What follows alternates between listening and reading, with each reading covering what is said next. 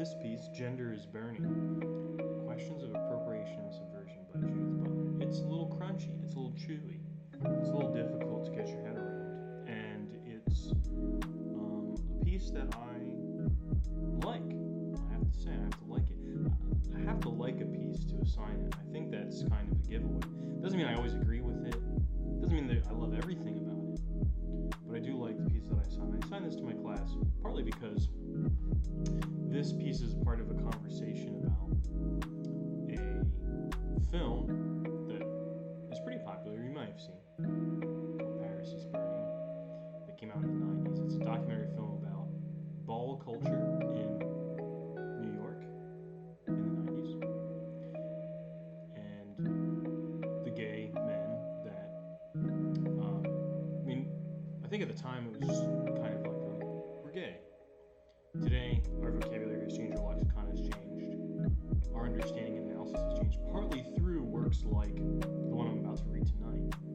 And it might not be obvious. You read this and it seems kind of very esoteric for a very specialized audience. But the arguments that Judith Butler made in her work, Gender Trouble, and in the rest of her career about gender, I think are some of the most successful, politically successful critical arguments that have been made in recent memory. They have really changed globally, not just in this country, but globally, how people perceive and think about gender. And it's also, I think, worth talking about this now because there's a huge reaction to that thought happening also globally. In the Brazilian election, we just saw the first part of that election. Bolsonaro came to power in his first wave, among other things, by kind of reaction to gender politics that were as they were perceived in Brazil. And one could kind of basically spin the globe and then just point your finger somewhere, and gender politics is part of global geopolitics. Not like that's what makes it important necessarily, but it's something that is really right at the core of what's happening today and how people are thinking about the future, how people are thinking about the present, people thinking about the past. What does it mean to be gendered? To be a man, to be a woman? This is not a new kind of flashpoint, new kind of controversy, but the shape that it's taken, both from people who are putting forward critical arguments about gender, like Judith Butler is, and people reacting to the consequences of those arguments, like, let's say, Jair Bolsonaro is. It's kind of a new set of lines are being drawn. Some old stuff, but some new stuff. So tonight we're going to dig into this piece, which is really a response to that film, and also to another critical piece I also assigned to my class. I'm not going to read tonight because it's only one night, by Bell Hooks, which is called Is Paris Burning? Is Paris Burning is also the name of another book. Okay, we don't need to get into all of it. But Bell Hooks is pretty critical of the film, Paris is Burning. And here Judith Butler, I think, is responding to the criticism of Bell Hooks. Not exclusively to that, but in large part, that's probably what motivates her essay. So I'm going to turn the music really off now. Hopefully it didn't cover over too much. And we're going to dig right into this. One thing you might look at when you begin reading a piece, if it has epigraphs, those are the things that are these little quotes at the top before you get into a piece.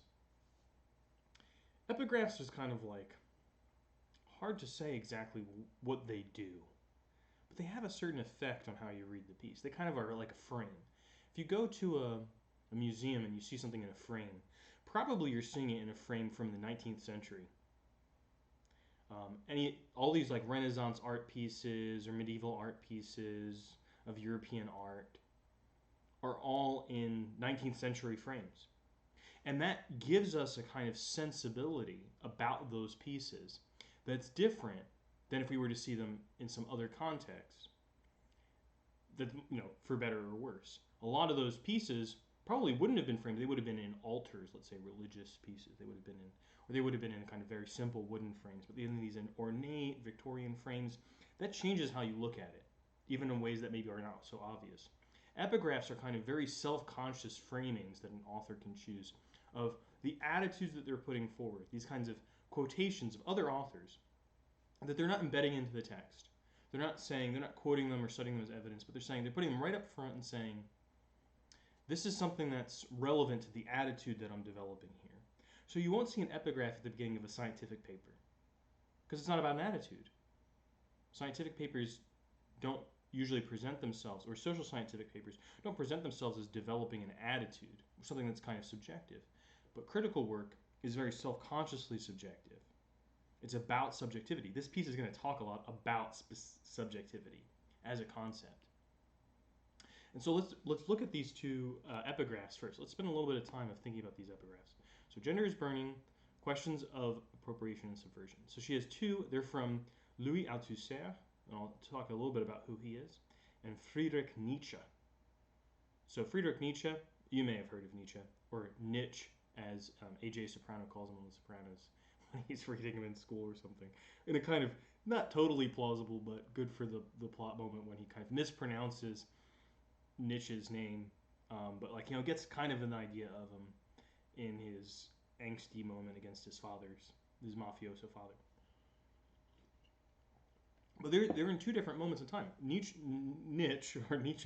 was in the 19th century, lived in the 19th century, and he wrote in German.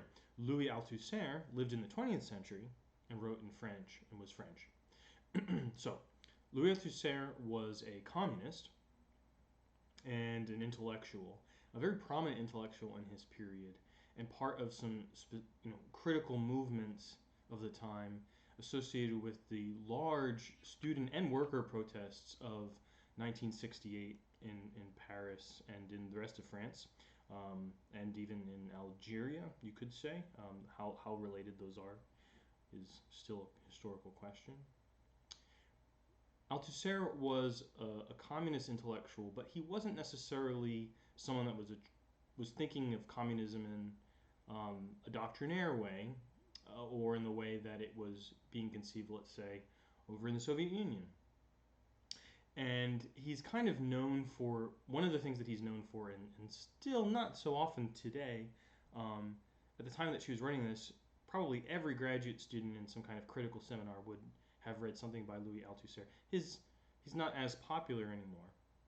But the essay that she's citing here, Ideology and Ideological State Apparatuses, if you've read anything by Althusser, it's probably that essay. It's a really important essay, and it tries to deal with this Marxist concept of the superstructure. The idea that, okay, well, this isn't really how Marxism goes, but this is a kind of basic conception. That there's the base and a set of social relations that are structured around economic stuff. Really, the means of production, relations of production. And then all this kind of cultural efflorescence around it is, some would say, determined by, or some would say shaped by, depending on how strong you want to be, that those social relationships that are based on class, based on production, based on social relations that are, say that they're economic maybe doesn't give the best demonstration, but this is kind of what he's talking about. But Althusser wants to say that the ISAs, sometimes pretty good, these ideological state apparatuses, have a function that's a little bit more important than that. They're not just shaped by it. They are doing some of the shaping. It goes both ways. And one of the concepts that he has here is, well, how is somebody kind of become an obedient subject of a state power? And he thinks about things like schools, he thinks about things like prisons, he thinks about lots of different kinds of institutions that he calls state apparatuses that have some of their own autonomy. They have some kind of internal governments, but they function ideologically in a way that reproduces society's forms of power. But he takes it down to this really tiny level of how people relate to each other. And one of the famous examples is the one that she cites here. We all have friends who, when they knock on the door and we ask, through the door, the question, who's there? Answer, since it's obvious, it's me. And we recognize that it is him or her. And then in brackets she puts, my emphasis. So emphasis here means I know we're going kind of really granular here on the epigraphs, but I'm not going to spend this much time on every argument that she makes. The epigraphs, I think, it's worth spending a little bit of time on, because it helps position you in this larger discursive tradition that she's asking you to be invested in. So I think it's worth spending a little time in. The emphasis here is part of her argument. It is him or her is something you might say kind of casually if you're a writer in French, which has gender as part of its language. So does English on pronouns. But she's like, it is him or her is actually more important for Butler than it probably is for Althusser. That there's a gendered recognition, that the recognition of the friend is still gendered, is one of the things that she wants to kind of bring out in this quotation. So in some sense, what Althusser is saying here is that kind of ability to recognize somebody, not just because of their voice, that might seem obvious, but because of the kind of almost genre of recognition that they fall into, that gets replicated in all sorts of different social, ideological, institutional kinds of forms. And we'll hear something out of a police officer later, where they say, "Hey, you," and you're in a crowded kind of on the street, and the person turns around and says, "Oh, crap! By turning around, I've been interpolated. I've shown that I am the subject that is being addressed." How did that happen? That's what Althusser is concerned about with his concept of interpolation.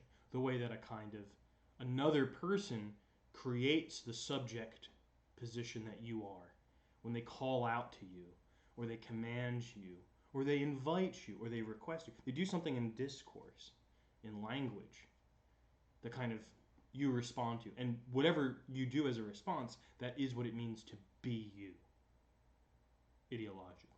Okay. But Butler, by putting that little emphasis there, it's a little bit cheeky, kind of, to be like, yeah, we recognize a friend. It's him or her. Okay, so just keep that in mind. Then she gives this bit about Nietzsche from On the Genealogy of Morals, which for me was like a book that, say what you will about Nietzsche, but I think this is the book, if someone were to like ask me, what would be one work you would recommend to read by Friedrich Nietzsche, I would probably recommend this one. And I think it's a really interesting work because it's from the 19th century, it doesn't read like a modern text. But he gives some arguments that give a kind of historical sense to morality. Rather than thinking about morality as something that existed forever universally and was always true and is always the same, he shows that it kind of changes in time, and in some dramatic ways. And he says some strange things and some things that people will really probably take offense to. But it's still a powerful text. So here's what she cites from him. The purpose of law is absolutely the last thing to employ in the history of the origin of law. So if I'm trying to write a history of the origin of law, thinking about its purposes, he's like, that's the wrong way to begin. It's going to muddle everything. On the contrary, the cause of the origin of the thing and its eventual utility, what it can be used for, its usefulness, its actual employment and place in a system of purposes, lie worlds apart. So the reason that a law gets invented and the purposes that it's put to today is like, if anything, you should just assume the opposite, that there's no way that the things that the law does today, that its purposes, was the reason it was invented. It couldn't have even been conceived when law was invented, the purposes it would be put to today. Whatever exists, having somehow come into being, is again and again reinterpreted to new ends, taken over, transformed, and redirected. Why does she cite this? I mean, we'll have to kind of read the whole piece in order to figure that out, and maybe it will still be a little bit mysterious. Epigraphs allow you to kind of suggest things without saying them directly. One thing that I think that might be worth thinking about here is how, in addition to whatever argument she's going to be making here about gender, it's also a kind of argument about criticism, which is that criticism is a way of doing the thing that Nietzsche suggests is what allows things to become powerful in new ways, which is that they are again and again reinterpreted to new ends, taken over, transformed, and redirected. Going back and finding, well, what did it originally mean, is one form of interpretation, but only one form. Every interpretation is an attempt to make something powerful, to animate an idea in order to do something. Okay, so now let's dive into the piece. In Althusser's notion of interpolation, it is the police who initiate the call or address by which a subject becomes socially constituted. There is the policeman, the one who not only represents the law, but whose address, "Hey you," has the effect of binding the law to one who is hailed. Stop in the name of the law. Now, once I say, you're under arrest, you are now bound by the law. Yeah? Okay, French law is different than American law, so, forms may differ. There's no idea of the Miranda or anything, right? This one, who appears not to be in a condition of trespass prior to the call, for whom the call establishes a given practice as a trespass, is not fully a social subject, is not fully subjectivated, for he or she is not yet reprimanded. So someone's just kind of like moving through a crowd, doing their own thing.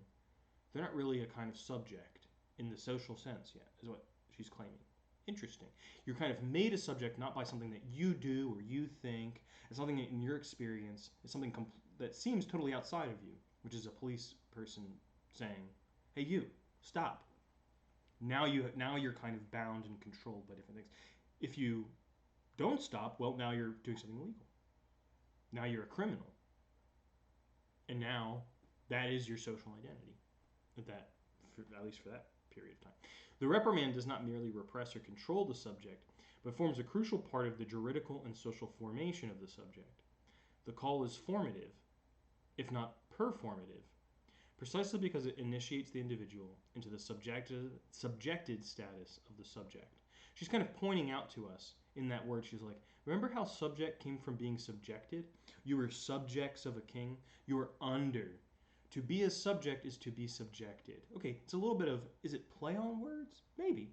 But there is actually maybe a historical reason to think of it in those terms. Althusser conjectures this hailing or interpolation as a unilateral act, means going in one direction. It's the policeman that's doing it to you. You are being made a subject. You don't have any choice in the matter. As the power and force of the law to compel fear at the same time that it offers recognition at an expense. In the reprimand, the subject not only receives recognition, oh, yes, me, hello. Now, that kind of recognition you want is to be called out by a police officer, right? But, okay, some kind of recognition. And she's here kind of gesturing towards a philosophical tradition that Althusser's always talking about. It has to do with this guy named Hegel. We're not going to get into that, but attains as well a certain order of social existence. In being transferred from an outer region of indifferent, questionable, or impossible being. So, like, what are you doing? What are you doing out here on the street? Actually, I'll tell a story about that in a second. Indifferent, questionable, or impossible being to the discursive or social domain of the subject. I once overheard two police officers late at night. I was going to the library. I was studying in Pittsburgh. I was going to the library, and there was a Dunkin' Donuts, of course. And the two police officers were about to go to the Dunkin' Donuts. I swear I'm not making that part up. Or was it a 7-Eleven? Either way, it doesn't matter.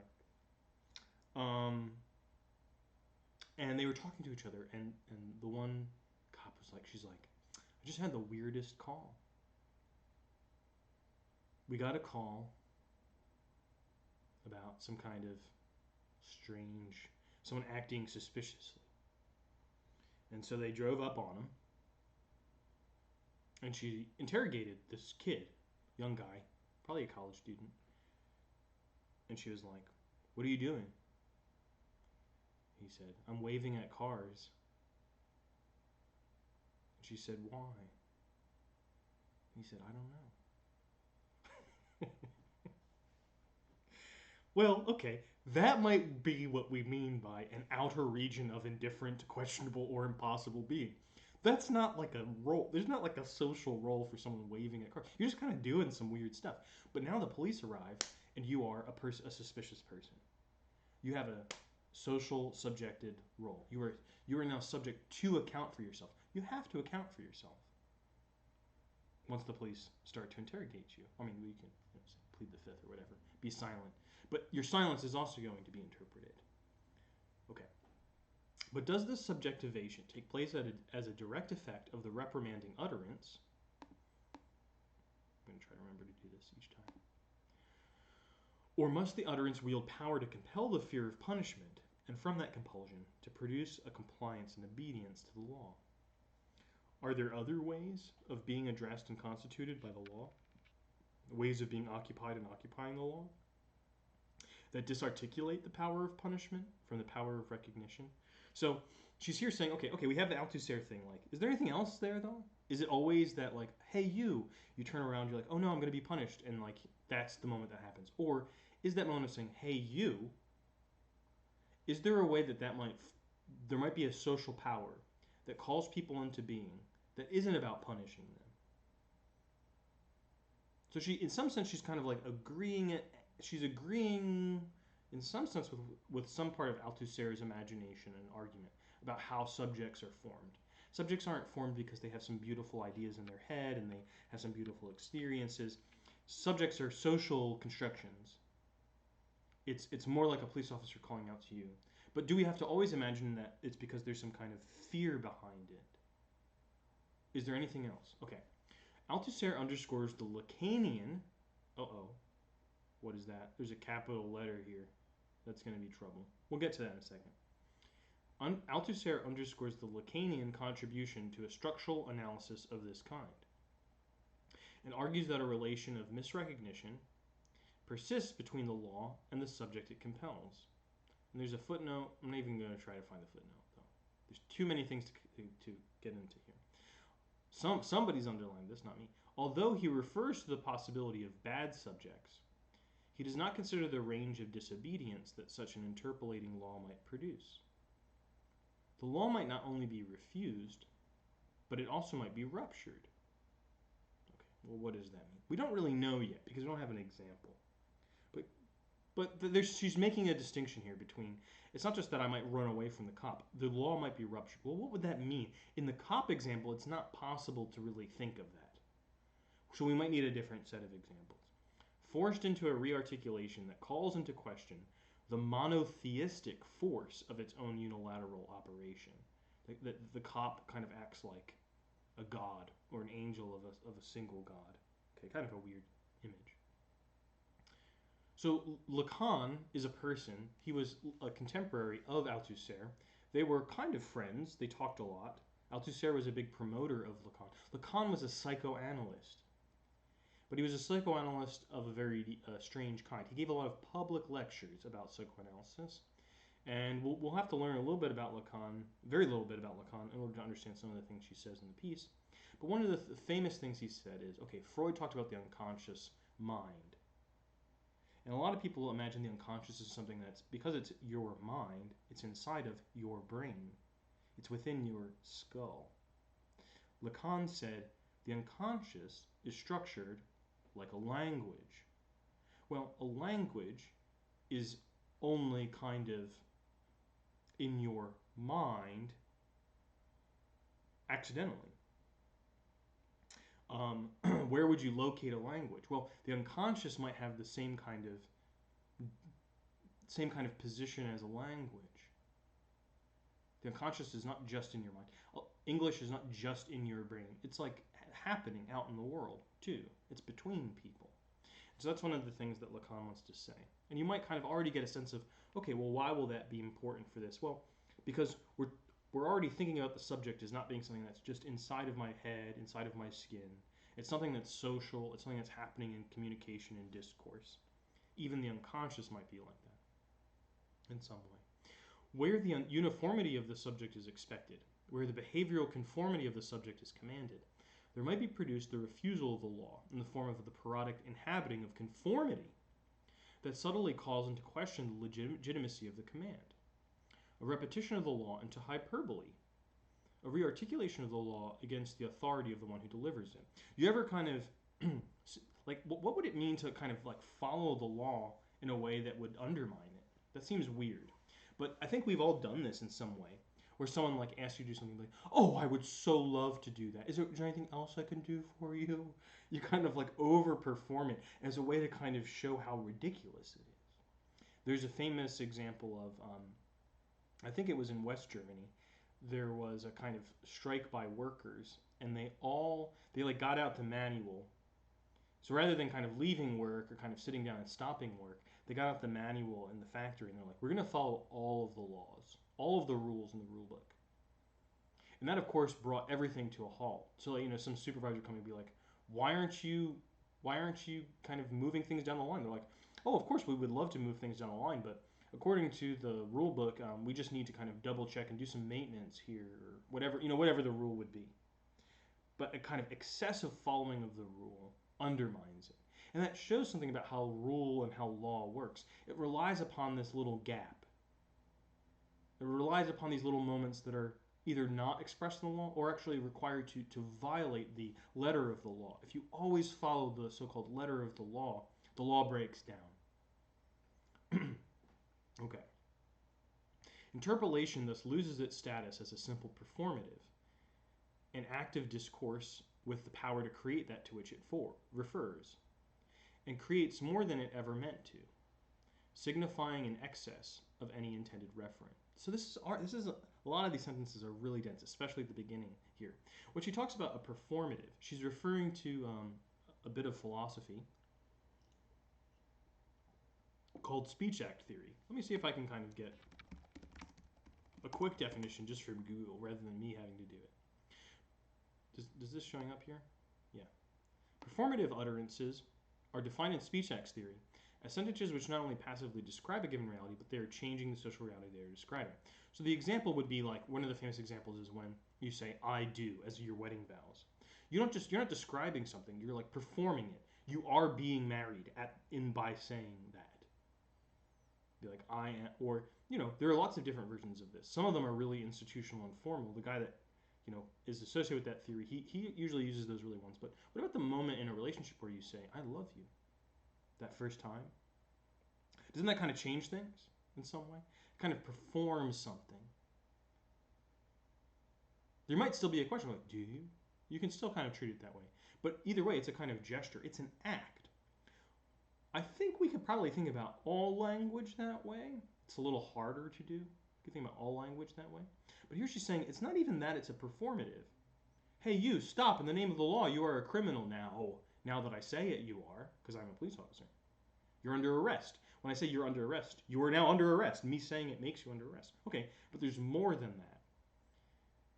Because you'd say, if you say, oh, yes, sure, officer. In fact, I saw a video today, this is in Britain, of a guy being arrested and stopped by police officers. And someone else was filming it. And he was a young black man. And the police officers were all white, the bobbies. And in the video, he's kind of like, his body posture is extremely, he looks sad, emotionally, he looks sad. But his body posture is extremely resigned, like he's dead. And so they're kind of like they're like uncuffing him, because we see this at the end of the interaction. But he's extremely passive. He's so passive that he almost is kind of overperforming obedience to the point that it actually undermines the authority of the police officers. You can see them being uncomfortable. Not just because they're being filmed, but because he's being so obedient that the fact that they stopped him shows, I think, without anyone saying anything, that there may have been, or probably was, racial motivation in him being stopped. Okay. So it's that kind of, that little extra bit. It's not just whether you do it or you don't do it. It's not a binary code. It's about how it's done, how it's performed, the quality of that performance of being arrested, for instance. Consider that the use of a language is itself enabled by first having been called a name.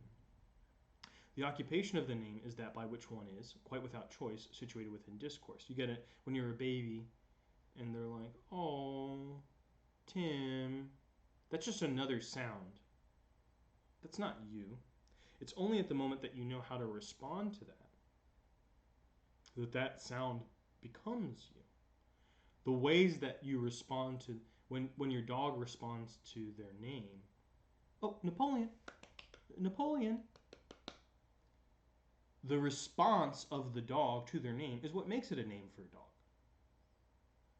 That kind of response. If you say Napoleon and they always sit down, it's like, it's not a name now, it's a command to sit. It's only a name when you say Napoleon and they turn around and they wait for more. more possibilities. You're gonna, yeah, okay. This is going to go very slow. This I, which is produced through the accumulation and convergence of such calls, cannot extract itself from the historicity of that chain or raise itself up and confront that chain as if it were an object opposed to me, which is not me, but only what others have made of me. For that estrangement or division produced by the mesh of interpolating calls, hey you, hey you, hey you, hey you, coming from all different directions, all the different ways you're asked to perform and respond and to call, all the things that your name is making you do and asking of you to do that are sometimes contradictory, that's what you are. Is not only the sight, is who it, and the I who is its sight, where it's happening, is not only violating, but enabling as well. What Gayatri Spivak refers to as an enabling violation. Because like, hey, I didn't ask to be born, I didn't ask to be called anything, but now you are doing it, I can respond. And I can respond lots of different ways. The I who would oppose its construction is always in some sense drawing from that construction to articulate its opposition. So when I respond to the police officer who says, hey you're a criminal, and I say, no I'm not. In some weird way, it's the call out that I am a criminal that allows me to oppose it. It's a weird thing about how power works. Okay. Further, the I that draws what is called its agency in part through being implicated in the very relations of power that it seeks to oppose. To be implicated in the relations of power, indeed, enabled by the relations of power that the I opposes, is not, as a consequence, to be reducible to their existing forms. So just because I respond to the thing that you call me, doesn't mean that everything you think about it is true of me.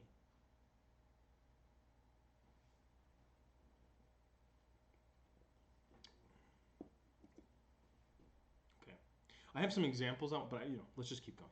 You will note that in the making of this formulation, I bracket this I in quotation marks, but I am still here.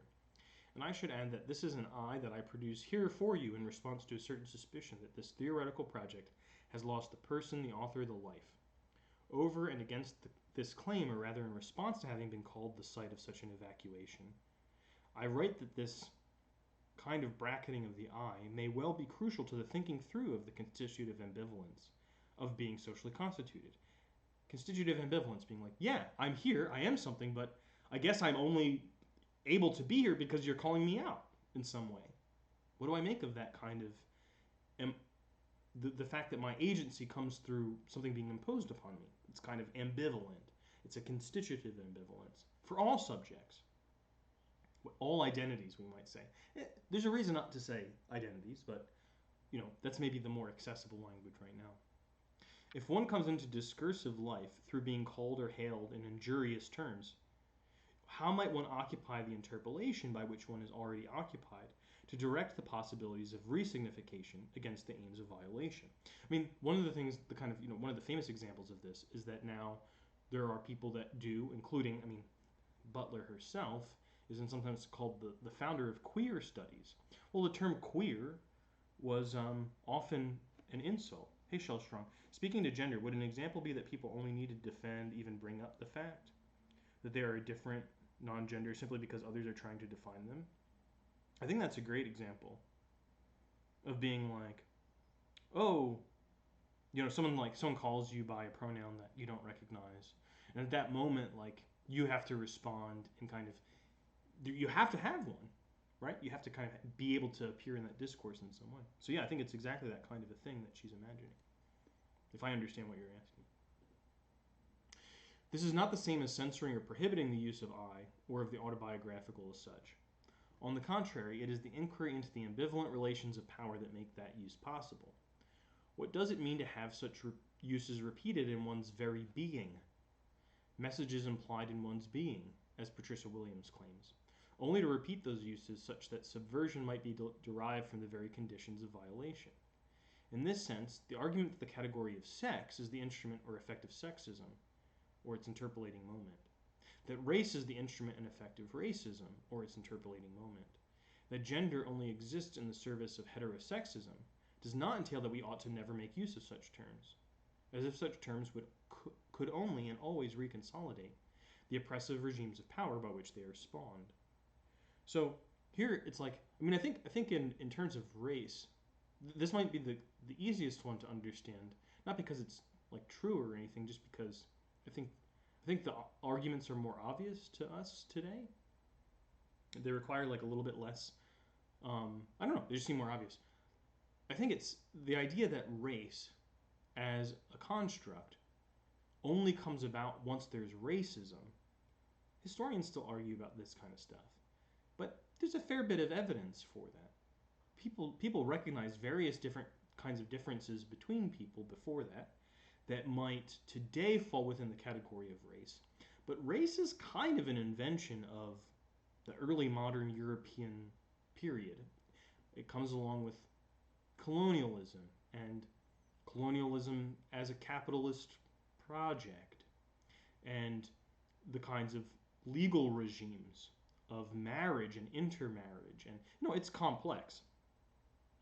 For instance, the Spanish, when they are in some of their there are these kinds of questions of, well, what is the relationship in law of people who are various kinds of descent from people that are Spanish and people that are native? How should these people fit within the European law? They have to create these categories, and they create images and pictures, and they create all these discourses. And in some sense, this discourse is what is erasing people. It's giving race to people that before didn't have race. And then race kind of then latches on to all sorts of other discourses, like, not originally, but eventually, biology, especially in the 19th century. So the idea of race is created by racism, might be one argument. But what Butler is saying is like, okay, even if that's true, that doesn't mean that we should just say, well, I don't see race, or race isn't real, or I'm never going to use race. She's like, in a weird way, even though profound violence is what originated the concept of race, now that it's here, it also enables things that we can't get to if we kind of refuse to think or speak to or inhabit race as a category. And you might say, yeah, no shit, Sherlock. It's also not possible to do that, because look at the world. What part of the world is not organized racially? Again, spin the globe, put your finger down. Race has organized every part of the world today in some way. So we have to do it, even if we don't want to. But she's like, no, there might be a positive moment here. I think that's what she's trying to get at. But you tell me if you think different, if you interpret this different. So one does not stand at an instrumental distance from the terms which one experiences violation. Occupied by such terms, and yet occupying them oneself, risks a complicity, a repetition, a relapse into injury. You'd say like, oh yeah, I am that. I am queer. Does risk the possibility that you're just like, you're right about me. All of the horrible things you think about me are true. But it is also the occasion to work the mobilizing power of injury, of an interpolation one never chose. Well, okay, what can I do with this? Agency, identity. Maybe it can become something more powerful. Yeah, maybe I am crazy. What does it mean to be crazy? I can kind of perform that or inhabit that in a way that goes beyond the negative sense that someone gave to it, or whatever the kind of injurious term of interpolation is. Where one might understand violation as a trauma, which can only induce, whoops, I went too far there. I should get like I should learn something about how to stream. So I don't just do this kind of ad hoc stuff all the time. Destructive repetition compulsion. And surely this is a powerful consequence of violation. It seems equally possible to acknowledge the force of repetition as the very condition of an affirmative response to violation. Well, so, okay, here, I'm going to have a little bit of beer. She's again kind of pulling in terms that she in some sense expects her readership to recognize. Repetition compulsion is a term from psychoanalysis about trauma. But I think it might be worth talking a little bit about trauma too. Trauma today has become a very, very commonly used term for lots of different kinds of experience. trauma has had a long meaning. Is just kind of like you still get it if you go to an emergency room and you fall or something. You have blunt force trauma to your head. It means kind of like a kind of wound, right? Today, when we refer to trauma, its primary meaning now is psychic trauma. But that was a weird idea at first. How can there be a psychic wound? Because the psyche is exactly what is not physical, yeah, about us, isn't it? So maybe we should let that idea be a little bit weird again.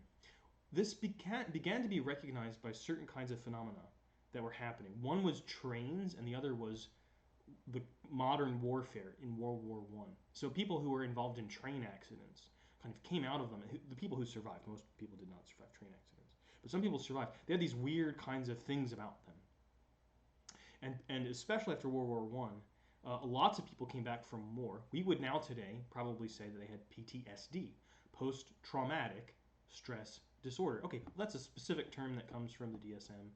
Okay, that's fine. But people at the time were trying to understand that, and they said things like, "Oh, these guys are shell-shocked." They had an idea that there was a physical reason. It was the volume of the artillery that kind of did this to them. But there were all these reports, and it was very weird.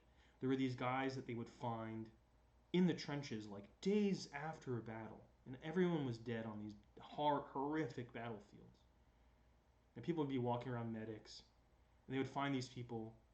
This one story I always remember. I was just reading one of these books. I don't know why I was reading this book. It was like a textbook from the time, a medical textbook. And they're like, this guy looks like he's dead, but for whatever reason they kind of suspect there's something. They recognize he's breathing, pull him out, but like he's still acting like he's dead. He's in some kind of shock. And they're like, well, maybe it's the force of the artillery. But eventually psychoanalysis comes along and they're like, well, there's something about this that is actually a challenge to psychoanalytic theory as well. Freud thought that in his analysis of dreams that the kind of basic principle of all of the psyche was pleasure, what he called the pleasure principle. And in treating some of these people that were coming back from World War I, who were having these dreams where they were repeating these horrific experiences, he's like, I've got to rethink my ideas a little bit. This compulsion to repeat things over and over again suggests that beyond the pleasure principle, which is the name of one of his works, there's also something like a death drive. And he thought about the death drive as like the desire to return to insensate matter, to kind of just be nothing. And he had some kind of very broad ideas about that, but it was related to this idea of kind of repeating as an attempt to master this thing that we couldn't really understand or interpret or experience. So psychic trauma became these experiences that we couldn't understand, that we couldn't symbolize, yet that were often, yes, produced by violence and were painful. But what made them traumatic wasn't that they were painful necessarily. That was part of it. Was that they were unsymbolizable. They couldn't be spoken. They kind of came out in symptoms. The symptoms were really bad. You kind of wake up at night, you're sweating, you're horrified, things like that. Okay, so all of this is to say that she's kind of saying that, so we might kind of, being traumatized as subjects, being called into the world as someone who is gay, as someone who is racist, as someone who is even just a woman in a misogynistic culture, that there is a kind of traumatic character to that. What does it even mean to be that? So we could just be saying, in inhabiting that, it could be a kind of repetition compulsion. You're just within your traumatic symptom of being the injury that you are called. But it seems equally possible to acknowledge the force of repetition as the very condition of an affirmative response to violation. Yes, I am woman. Yes, I am gay. Yes, I am whatever the thing. I am crazy. What would it mean to be able to say that? The compulsion to repeat an injury is not necessarily the compulsion to repeat the injury in the same way, or to stay fully within the traumatic orbit of that injury. So she's kind of saying like, okay, yeah, if we think about it just in terms of the shell-shocked war victim, that kind of compulsion to repeat is disabling, but it also might be enabling if we can repeat it in a different way, if we can find a way to creatively inhabit that repetition. The force of repetition in language may be the paradoxical condition by which a certain agency, not linked to a fiction of the ego as a master of circumstance, is derived from the impossibility of choice. Okay, now she's going to go into talk about some other critical scholars that you probably haven't read, which is okay. A lot of times you can just ignore that and it probably won't do a huge amount. It's kind of additional illuminating material if you do know what she's talking about. It is in this sense that Irigaray critical mime of Plato, okay, she's referring to this piece that a French feminist, Luce Irigaray, wrote about Plato. Plato's cave, Plato's famous metaphor of the cave, where you're kind of in the cave and you have to kind of come out of it. She rereads that, she's like, what if doesn't the cave look a lot like a womb? Okay, we don't need to go into that argument. The fiction of the lesbian phallus. Also, until I have to, I'm going to kind of just bypass that. And the rearticulation of kinship in Paris is Burning might be understood as repetitions of hegemonic forms of power which fail to repeat loyally, and in that failure open possibilities for re-signifying the terms of violation against their violating aims. I'm going to give a kind of very, very simplified version of what she might be saying here. It's not accurate, but it might be helpful to kind of point us in the right direction. Sometimes, like let's say you're trying to learn how to draw something. You might look at an image that you like, maybe like my nephew really likes Sonic the Hedgehog, and so you want to kind of learn how to draw Sonic the Hedgehog. And then you imitate Sonic the Hedgehog, and it's not quite right. Something's a little bit off. In the thing that's off about the imitation is you, is your style, your individuality. Okay, well, you might kind of keep imitating and learn how to really reproduce the image correctly, so-called correctly. That's great. Now you can draw Sonic. That might enable you to draw more Sonics. Another possibility is that in that kind of failure to imitate, you don't see that as a failure anymore. You see that as, yeah, that's me. That's my style. I'm the thing that's kind of different in the imitation. Okay, keep that in mind. Cather's occupation of the paternal... Okay, blah, blah, blah. This is kind of in the weed stuff. The temporal structure of such a subject is chiasmic in this sense. A chiasmus is a cross, from the Greek for cross. But it's also a kind of rhetorical figure. Butler was in a rhetoric department at Berkeley, University of California, Berkeley. So chiasmus is something that's like, let me think if I can generate one really quickly. No, I can't. It's too late. Let's just look one up. Let's look at Wikipedia.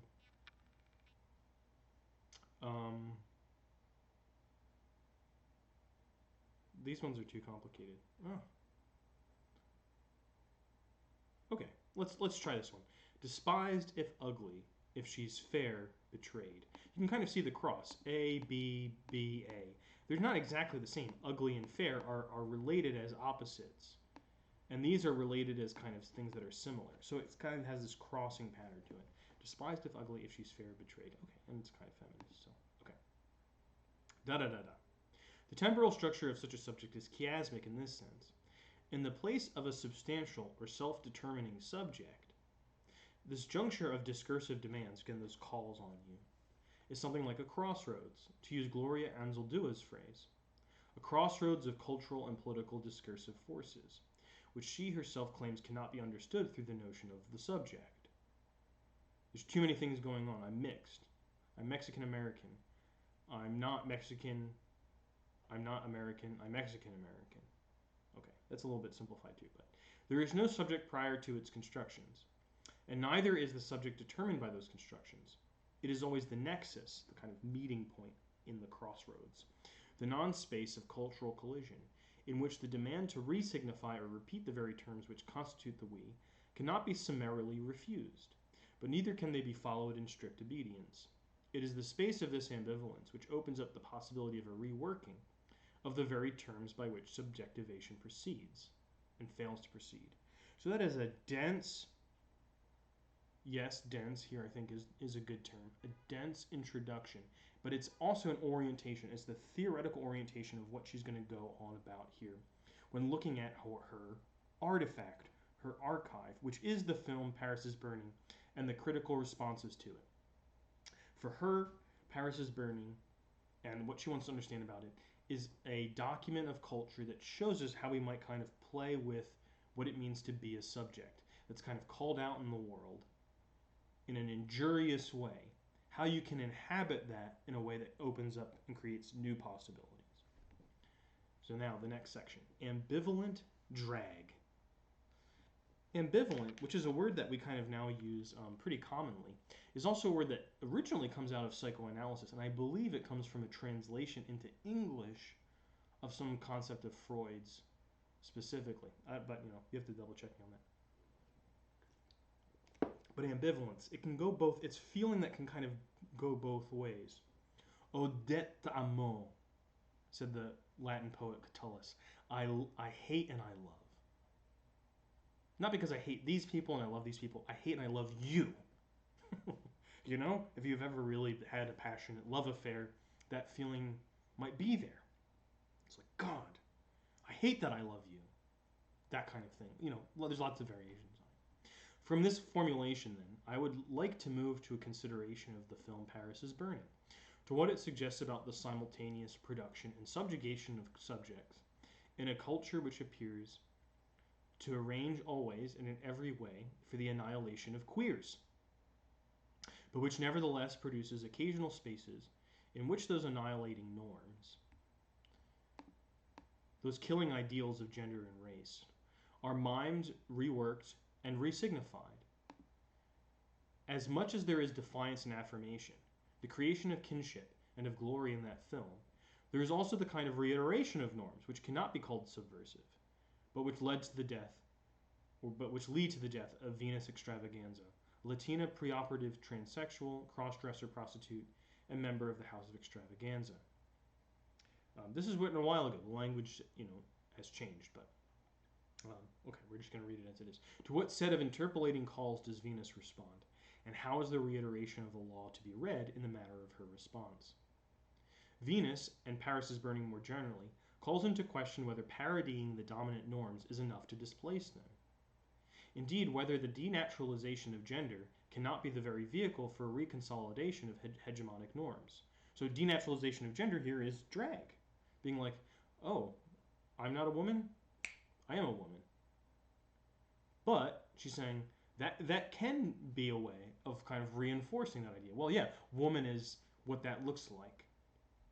And that's that ideal. And that's what makes you really a woman. Okay, and that can be kind of used against other people. Maybe people who don't perform femininity, but are women the same way. Although many readers understood Gender Trouble, that's her most famous work probably, which argued that gender is performative, that gender in some sense is always drag, to be arguing for the proliferation of drag performances as a way of subverting dominant gender norms. I want to underscore that there is no necessary relation between drag and subversion. It's like, it's not subversive to do drag. That is kind of like is it fair to say, the dumb reading that some people take out of that book, of being like, oh, it's so kind of cool and subversive. Of course, people are reading it think that subversiveness is just good. But like, okay, there's lots of reasons that that's not maybe the best reading. And that drag may well be used in the service of both the denaturalization and re-idealization of hyperbolic heterosexual gender norms. At best, it seems, drag is a site of a certain ambivalence, one which reflects the more general situation of being implicated in regimes of power by which one is constituted, and hence of being implicated in the very regimes of power that one opposes. To claim that all gender is like drag, or is drag, is to suggest that imitation is at the heart of the heterosexual project, and its gender binarisms. Which is a weird thing to say, but let's see what she means by it. That drag is not a secondary imitation that presupposes a prior and original gender. A drag queen is not someone who is pretending to be a woman as a derivative of real women, but that hegemonic heterosexuality itself is a constant and repeated effort to imitate its own idealizations. Yeah, thanks for stopping by. For sure. I'm going to keep going. So this might be like, I think it might here be easiest to understand as in terms of what it means to be a man in what she's calling the heterosexual project, the heterosexual agenda, the straight agenda.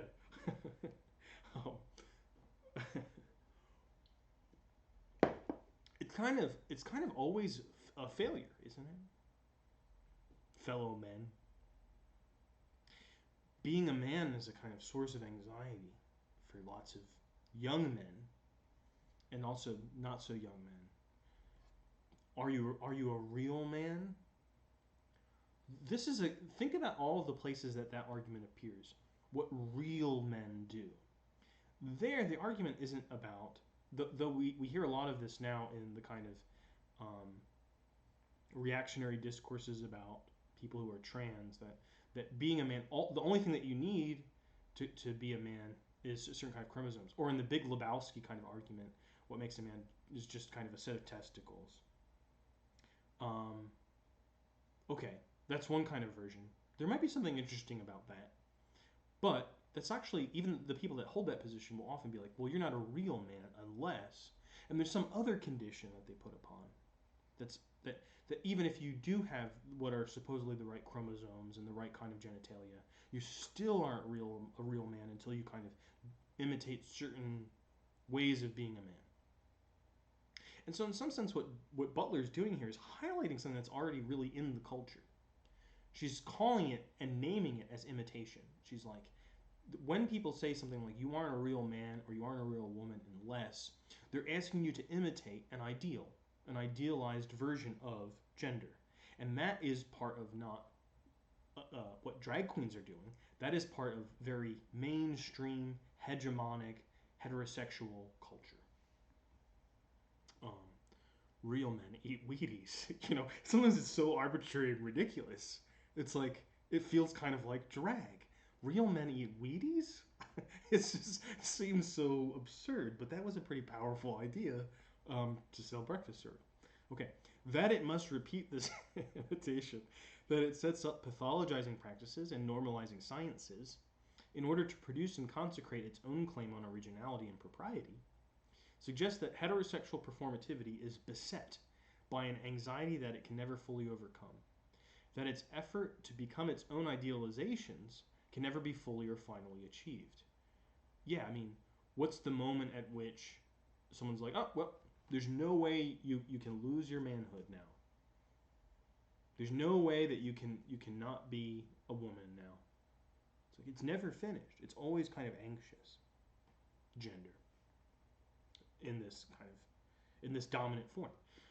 In this sense, then, drag is subversive to the extent that it reflects on the imitative structure by which hegemonic gender is itself produced and disputes heterosexuality's claim on naturalness and originality.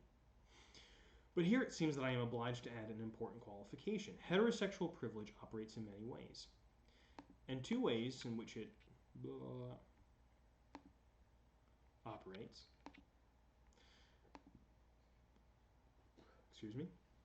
includes drinking beer. Includes naturalizing itself and rendering itself as the original and the norm. This is just how things are. Men have always been this way. People like to say this. This is a kind of common reactionary argument about how men have always been, which is very funny if you've done any kind of historical work that touches at all about how genders have been at different moments of time, because there's a huge amount of variation, quite surprising things about how gender is understood in different cultures at different periods of time. So, but okay, this is not really about history. It's not a historical argument. It's an ideological argument, saying that the way things are is natural. That means it's necessary and it's correct. It's the right way things are supposed to be. That's what she means when she's talking about naturalizing. So it seems like she's against people naturalizing things. Well, she is. Because naturalization is usually a kind of ideological gesture to make something appear as if it's always right, always correct, and necessary. It's weird, though, to say it's necessary. Oh, it's just natural. And then there's kind of deviations from it. You need a kind of whole theology. There's a really funny meme going around recently about, I don't even know if it was true, but, it proves the point. I believe maybe it was Uganda. There's a kind of like game park in Uganda that had lions in it, and apparently like one of the keepers of it was like, okay, well, the lions were kind of photographed male lions are photographed fucking each other, or there's some evidence that this is happening. They're like, well, they've learned that from the gay visitors. And someone made the joke of like, the gay visitors were very brave to fuck each other in front of the lions. It's obviously really absurd to say that's the reason why the lions are engaging in what we would think of as homosexual behaviors. Why is there so much kind of anxiety about that? Well, because we tend to think about animal behavior as being more natural. So if animal behavior shows homosexuality, then that would mean that homosexuality is natural. That would kind of undermine a certain kind of ideological project. But it's equally the case that people who are kind of arguing to say that, well, baby, I'm just born this way, homosexuality is natural, look, animals do it, are also involved in a naturalizing process. It's also an ideological argument. Butler writes a whole lot about naturalization. She has a whole essay about this as a strategy, and she's critical of it, not kind of completely critical of it in the sense of she dismisses it, but she's critical of it even when it's used to say something like the Lady Gaga argument, I was just born this way. Okay, so it's not just that it's supportive of dominant heterosexual culture. Thus, there are forms of drag that heterosexual culture produces for itself. We might think of Julie Andrews in Victor Victoria, or Dustin Hoffman in Tootsie, or Jack Lemmon in Some Like It Hot. You might have not seen any of these movies, but there's drag in all of them, where a woman dresses as a man, or men dress as a woman, or like pick any Shakespeare play ever. Okay. Where the anxiety over a possible homosexual consequence is both produced and deflected within the narrative trajectory of the films. These are films which produce and contain the homosexual excess of any given drag performance. The fear that an apparently heterosexual contact might be made before the discovery of a non-apparent homosexuality. So it's like, God, there's so many movies like this, comedy movies, where men are dressed as women and then other men become kind of interested in them and they have to kind of fend off the interest because, oh God, what's going to happen? This is drag as high het. Here a little kind of cheeky abbreviation for heterosexual entertainment. And though these films are surely important to read as cultural texts in which homophobia and homosexual panic are negotiated, I would be reticent to call them subversive. Indeed, one might argue that such films are functional in providing a ritualistic release for a heterosexual economy that must constantly police its own boundaries against the invasion of queerness, and that this displaced production and resolution of homosexual panic actually fortifies the heterosexual regime in its self-perpetuating task. Having a little bit of a kind of gay old time might be a kind of way of reinforcing heterosexuality. That's kind of a weird idea. But there's lots of places that do this. There is some kind of high school that was recently in the news where the boys, the seniors in this high school would all kind of dress up as women and perform lap dances for the teachers. Not only is that kind of weird and disturbing on its face, but it was interesting because this was from a very conservative school district, a place where there had been lots of, from what I recall of it, kind of gay panic or trans panics. Well, why was this ritual kind of seen differently? You could say, oh, it's just a bit of hypocrisy. It's a bit of moral hypocrisy. Or it's really the recognition in some way, if not fully articulated, that this is a way of reinforcing, be like, it's so ridiculous and absurd that men would dress as women. That actually kind of proves the point. The comedy of it proves the point that men are really men. Okay. In her provocative review of Paris is Burning, Bell Hooks criticized some productions of gay male drag as misogynist, and here she allied herself in part with feminist theorists such as Marilyn Frye and Janice Raymond. So she's talking about her secondary sources and being like, yeah, this is who she's keeping company with here.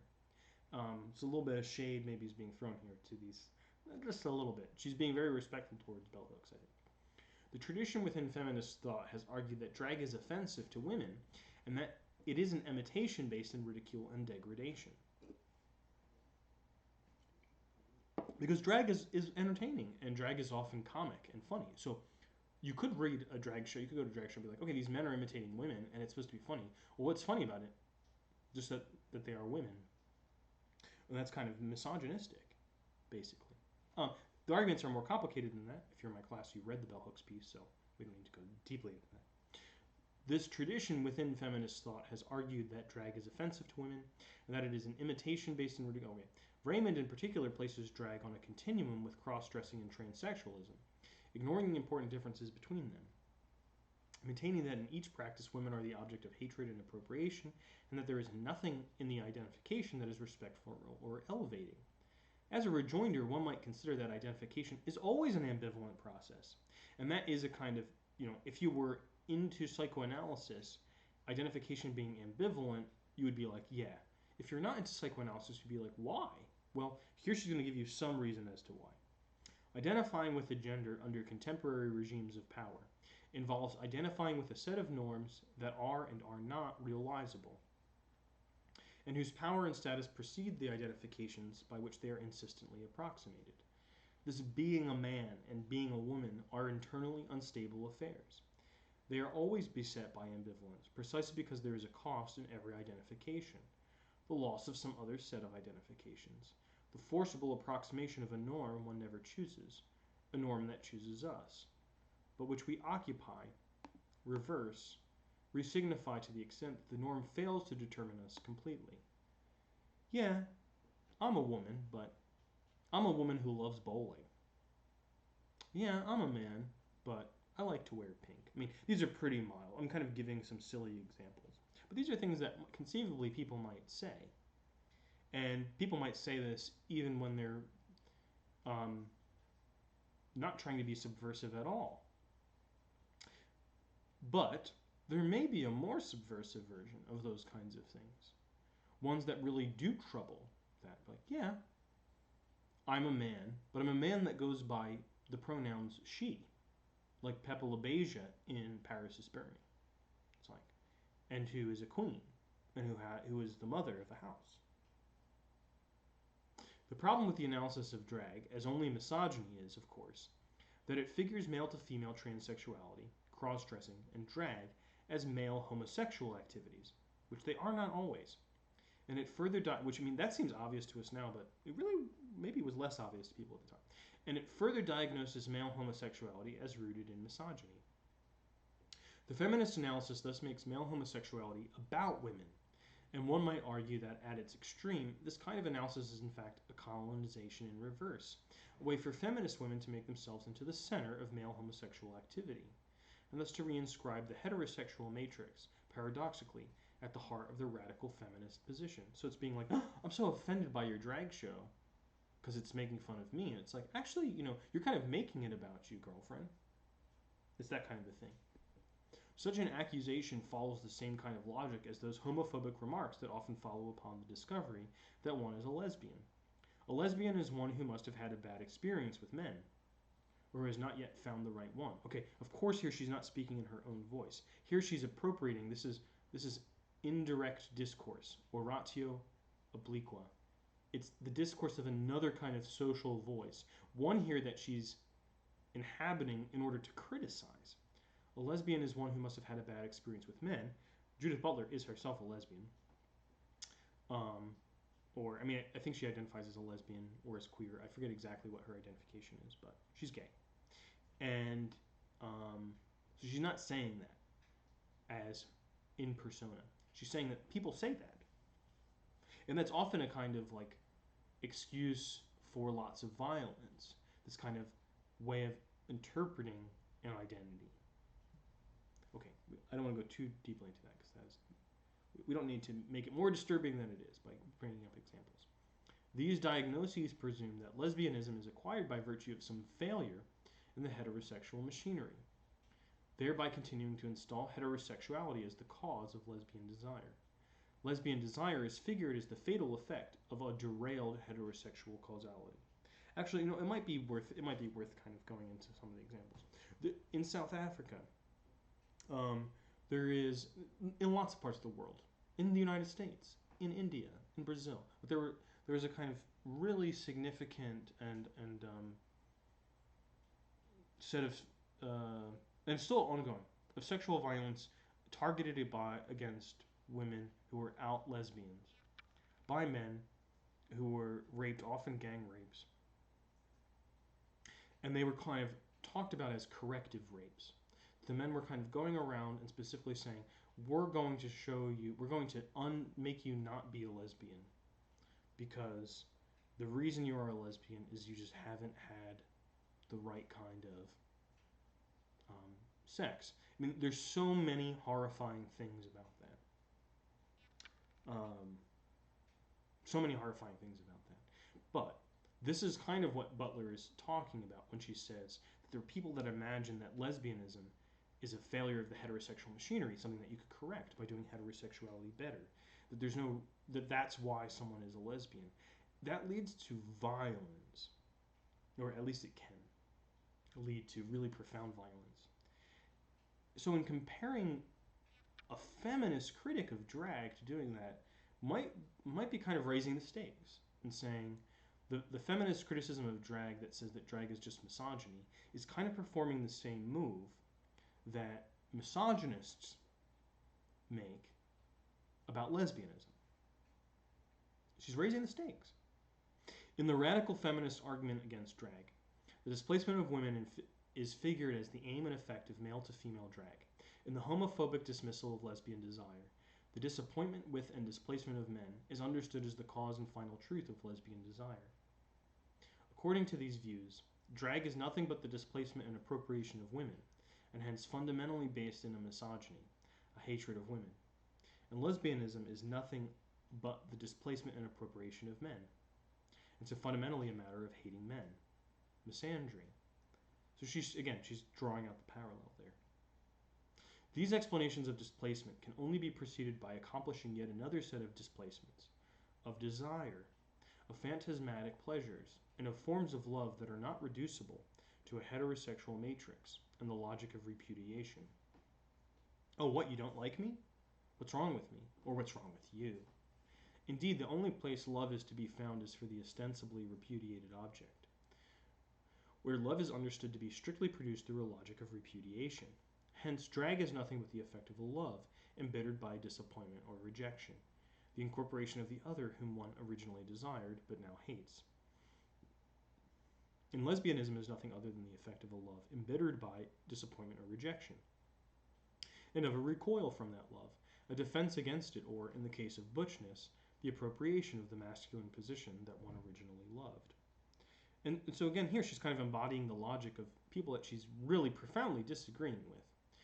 And I think we can see this with almost any kind of sexual identity or gender identity that's around today. When if someone comes out as asexual, people are like, well, that must be because you're sexually traumatized. You're not really asexual, you're sexually traumatized. Or someone's bisexual, like, oh, you're not really bisexual, you just kind of like the idea, or whatever. There's all these kinds of moments where people interpret someone's identity as a way of undermining it. To say that really it's about some other identity. Your identity is about some other identity. That it is, that was rejected or you were excluded from. And that's what you really desire. You really wish you were something else that you can't be. That's what it means to be you. The thing that you can be without desiring to be something else, well, that's the kind of normal and right thing to be. It might turn out that all identities, in some way, this isn't what Butler's saying, just something I'm thinking, all identities might take on their meaning from another identity. It might turn out that way. This logic of repudiation installs heterosexual love as the origin and truth of both drag and lesbianism, and it interprets both practices as symptoms of a thwarted love. But what is displaced in this explanation of displacement is the notion that there might be pleasure, desire, and love that is not solely determined by what it repudiates. Now, it may seem at first that the way to oppose these reductions and degradations of queer practices is to assert their radical specificity, to claim that there is a lesbian desire radically different from a heterosexual one, with no relation to it, that is neither the repudiation nor the appropriation of heterosexuality, and that has radically other origins than those which sustain heterosexuality. So she's like, you might be tempted when people are like, oh, you're a lesbian just because, men have scorned you, to go and say, no, I'm a lesbian because there is like a totally different world and way of being that you'll never have access to. That is lesbianism. So like there is that kind of temptation. Or one might be tempted to argue that drag is not related to the ridicule or degradation or appropriation of women. When it is men in drag as women, what we have is the destabilization of gender itself. A destabilization that is denaturalizing and that calls into question the claims of normativity and originality by which gender and sexual oppression sometimes operate. But, and now she's going to speak in her own voice, sort of, but what if the situation is neither exclusively one nor the other? Certainly, some lesbians have wanted to retain the notion that their sexual practice is rooted in part in a repudiation of heterosexuality, but also to claim that this repudiation does not account for lesbian desire, and cannot therefore be identified as the hidden or original truth of lesbian desire. Okay, I think that should be clear enough. But if it's not, maybe think about it. What might that discourse be? That discourse might not be one you're familiar with, but you can go look for it if you want. And the case of drag is difficult in yet another way. For it seems clear to me that there is both a sense of defeat and a sense of insurrection to be had from the drag pageantry in Paris is Burning. That the drag we see, the drag which is after all framed for us, filmed for us, is one which both appropriates and subverts racist, misogynist, and homophobic norms of oppression. How are we to account for this ambivalence? This is not first an appropriation and then a subversion. Sometimes it is both at once. What? Sometimes it remains caught in an irresolvable tension, and sometimes a fatally unsubversive appropriation takes place. So she's like, sometimes bell hooks is right, straight up. Sometimes it's just like it's not critical, unsubversive appropriation. But sometimes the very thing that bell hooks is criticizing, this appropriates some kind of norm, dominant norm that is misogynistic or patriarchal. She's like, it does that at the same time that it subverts it. How could that be possible? Well, she's going to try to make the case. Paris is Burning is a film. Look how far we are into the piece before she introduces it. I mean, you can't do that in your papers. But she feels like we need a lot of orientation before we get into a description of the film to know like where we're going with it. Paris is Burning is a film produced and directed by Jenny Livingston about drag balls in New York City and Harlem, performed by men who are either African American or Latino. The balls are contests in which the contestants compete under a variety of categories. The categories include a variety of social norms, many of which are established in white culture as signs of class, like that of the executive and the Ivy League student. Some of which are marked as feminine, ranging from high drag to butch queen, and some of them, like that of the bangy, are taken from straight black masculine street culture. Now all of the categories then are taken from white culture. Some of them are replications of a straightness which is not white, and some of them are focused on class, especially those which almost require that expensive women's clothing be mopped or stolen for the occasion. The competition in military garb shifts to yet another register of legitimacy, which enacts the performative and gestural conformity to a masculinity which parallels the performative or reiterative production of femininity in other categories. Realness is not exactly a category in which one competes, it is a standard that is used to judge any given performance within the established categories. And yet what determines the effect of realness is the ability to compel belief, to produce the naturalized effect. So this is the thing she's critiquing, right? How kind of dominant gender naturalizes itself. She's like, well, that's exactly what drag is doing too, to make you see it as naturalized. The effect is itself the result of an embodiment of norms, a reiteration of norms, an impersonation of a racial and class norm, a norm which is at once a figure of a body, which is no particular body, but a morphological ideal that remains the standard which regulates the performance, but which no performance fully approximates. Like there isn't any one person who is, I mean, what are some of the categories we have? A bangy or an executive, right? It's kind of abstract. There is no kind of real individual that is that thing. The realness is in that abstract, as she calls it, morphological ideal. Significantly, this is a performance that works, that affects realness to the extent that it cannot be read. For reading means taking someone down, exposing what fails to work at the level of appearance, insulting or deriding someone. But it's not just deriding someone of being like, you stink, your stinky face. The reading is a way of saying, here's exactly, I'm going to go in detail and tell you exactly what about how you have dressed, how you have walked, how you have moved, how you have performed does not meet that ideal. And that's also what's creating the ideal. Just as the police officer says, hey, you, and interpolates that subject position. Reading is a different kind of interpolation, which creates a subject position from the failures of performing it. But it also kind of shows the abstractness or the artificiality of that subject position. And that's something I think that Butler's interested in. On the contrary, when what appears as how it is read diverge, when what appears and how it is read diverge, the artifice of the performance can be read as artifice, right? That's kind of what I'm saying. The ideal splits off from its appropriation. But the impossibility of reading means that the artifice works.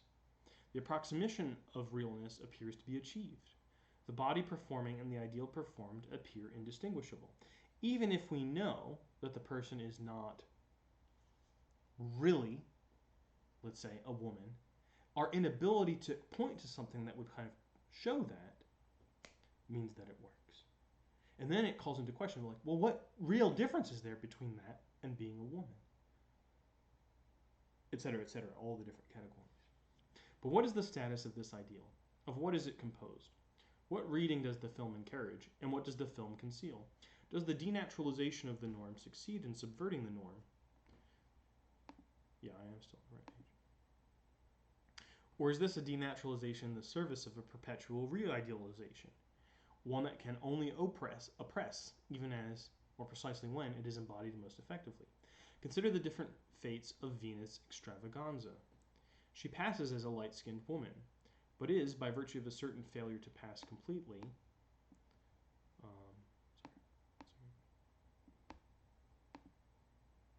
clearly vulnerable to homophobic violence.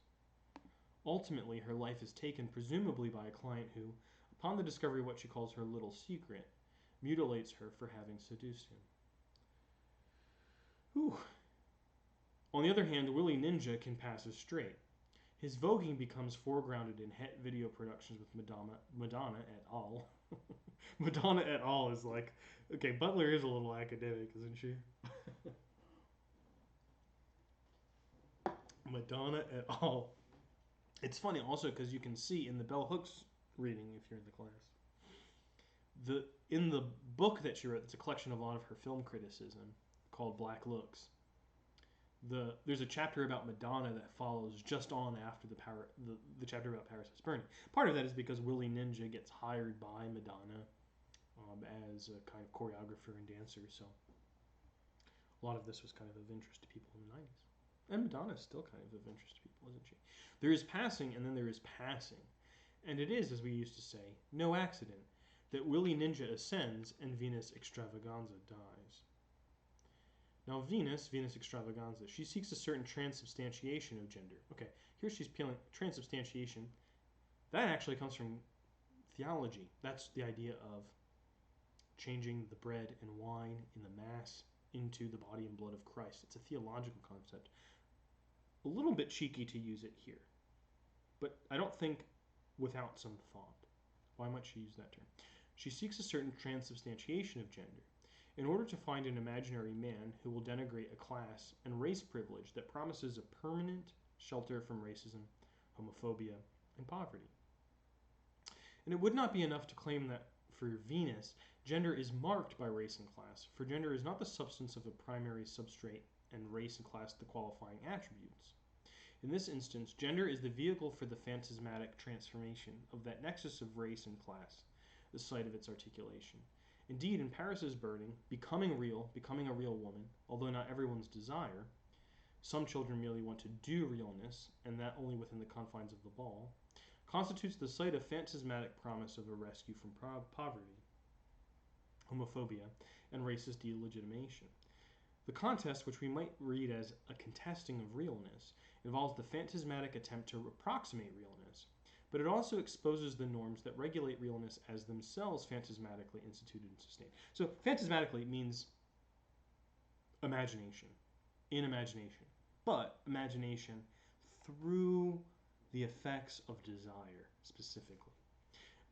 We could say, the rules that regulate and legitimate realness, shall we call them symbolic, constitute the mechanism by which certain sanctioned fantasies, sanctioned imaginaries, are insidiously elevated as the parameters of realness.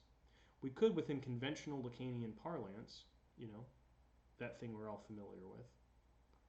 Call this the ruling of the symbolic. So Lacan had this idea in his reading of Freud that there were three levels, let's say.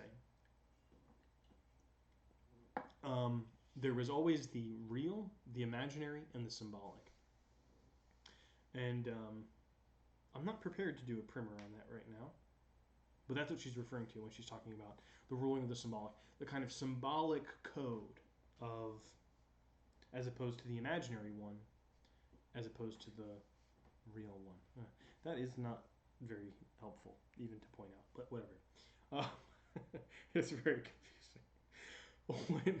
What Paris's burning suggests, however, is that the order of sexual difference is not prior to that of race or class and the constitution of the subject. So it's like, oh, it's a boy. People are doing all these weird gender reveals and stuff. Oh, that's like the first, that's the real thing. And then, oh, it's this kind of a boy or this kind of a girl in terms of race, in terms of class. They're like, no, it happens all at once. The meaning of being a poor black man, it's not like you can take poor and black off and then there's a kind of man that is eternal and universal that exists regardless of the other attributes. It's changing. The meaning of that changes in light of how one gets interpolated. These various calls, right? This is what she was talking about at the beginning of the essay. Okay. This double movement of approximating and exposing the phantasmatic status of the realness norm, the symbolic norm, is reinforced by the diegetic movement of the film in which clips of so-called real people moving in and out of expensive stores are juxtaposed against the ballroom drag scenes. Diegetic means actually spelled differently than I thought it would be, so I don't know what that means. Usually it means narrative, but usually it's with an E, so maybe it means something else. In the drag ball productions of realness, we witness and produce, or it could just be a typo, we witness and produce the phantasmatic constitution of a subject who repeats and mimes the legitimating norms by which itself it has been degraded. A subject founded in the project of mastery that compels and disrupts its own repetitions. This is not a subject who stands back from its identifications. It's weird to call a subject, here we're talking about a human person, right? A subject. Why is she using the word it's? Because she's trying to show us that this is artificial, that the subject is not the same as how we might feel when we're relating to a person. The subject is this kind of artificial social norm. So that distancing language there isn't because she's trying to be cold or anything. It's because she's trying to point out that this is symbolic, that the subject exists distinctly from what we might think about as like the real truth of the person. She really might want to kind of disrupt our sense of that ultimately, but I don't think it's because she wants us to be cold or weird about people. She just like wants us to recognize the social construction of these identities. This is not a subject who stands back from its identifications and decides instrumentally how or whether to work at each of them today. But like, today should I be a man or a woman? You know, that's not necessarily what's happening. On the contrary, the subject is the incoherent and mobilized imbrication of identifications. You're like, I don't know who I am. You ever have that feeling? Like I don't know who I am. That might be closer to who you are than some answer to the question of who you are. It is constituted in and through the iterability of its performance, a repetition which works at once to legitimate and delegitimate the realist norms by which it is produced. In the pursuit of realness, the subject is produced, a phantasmatic pursuit that mobilizes identifications, underscoring the phantasmatic promise that constitutes any identificatory move. Why does she call them moves? She's not talking about identity, she's talking about identifications and identificatory moves, because she's imagining that that subject is ultimately socially constructed again, and partly by the subject itself. That's like, yes, I am that. I respond to the call that I am being called. And here's the way that I respond to it. That's part of the social construction. Social construction doesn't just mean it's imposed upon you, it's also that it enables you to perform out of that too, an identification. Or to refuse an identity. I mean, there's lots of things you can do. A fantasy that for Venus, because she dies, killed apparently by one of her clients, perhaps after the discovery of those remaining organs, cannot be translated into the symbolic. And that's one way to think about what trauma is, we talked before, is that it can't be translated into something symbolic. This is a killing that is performed by a symbolic, that would eradicate those phenomena that require an opening up of the possibilities for the resignification of sex. If Venus wanted to become a woman and cannot overcome being a Latina, then Venus is treated by the symbolic. She's not saying she's treated by this particular John in a prostitution situation. Why not? It's not because she's trying to alleviate this guy of responsibility for murder. It's because she's trying to say the effect of this violence is not just produced by this guy being morally evil. I mean, he might be. It's totally fine to feel that way and to share that judgment that many of us might have, that someone who would murder someone is evil. But it also might kind of end our way of thinking about it, of like, well, why does this kind of gendered violence exist? Because the person producing the violence or being violent is also kind of within a symbolic network where seeing genitals like makes them violent. Well, why is that? Like, we need a more of an explanation than they are bad. You can still have that too, but it's just not an explanation.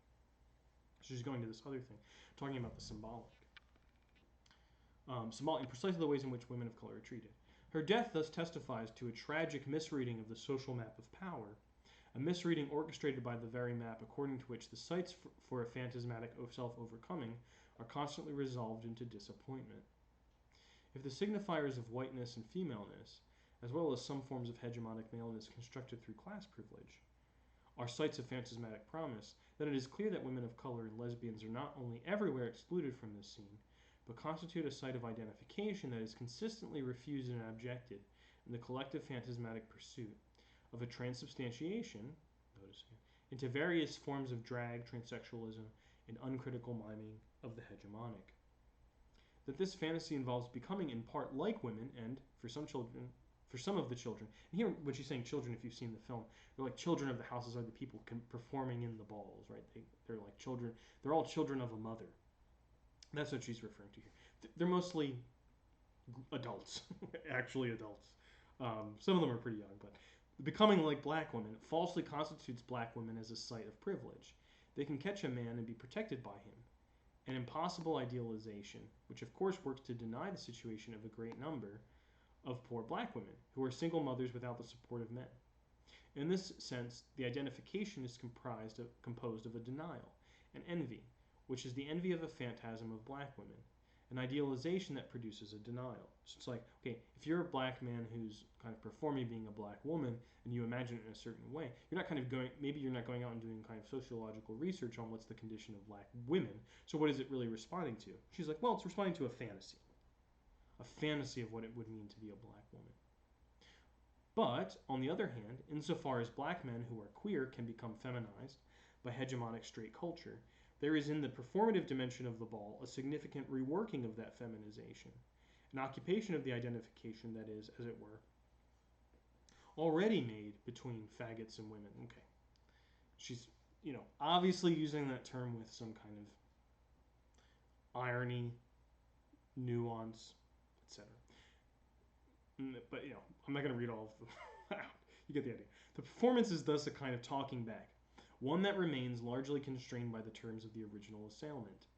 If a white homophobic hegemony considers the black drag ball queen to be a woman, that woman, constituted already by that hegemony, will become the occasion for the rearticulation of its terms.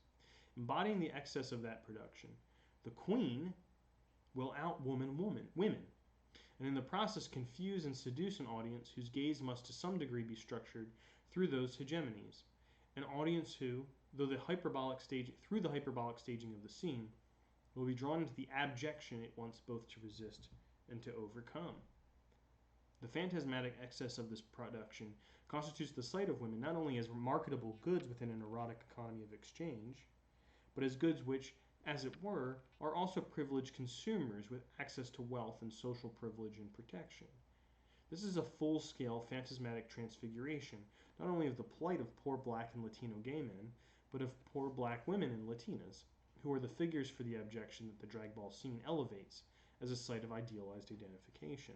So it's like, when they're like, what's the realness of you being a woman? They're not like, oh, I'm a Walmart cashier. I'm a greeter at Walmart, which is also obviously true of many women.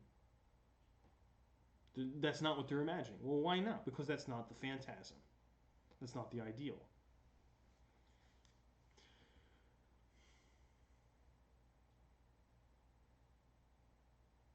It would, I think, be too simple to reduce this identificatory move to black male misogyny, as if that were a discrete typology. Oh yeah, the black male misogyny, for the feminization of the poor black man, and most trenchantly of the poor black gay man, is a strategy of abjection that is already underway, originating in the complex of racist, homophobic, misogynist, and classist constructions that belong to larger hegemonies of oppression. So she's like, okay, let's take a step back and kind of keep thinking about it.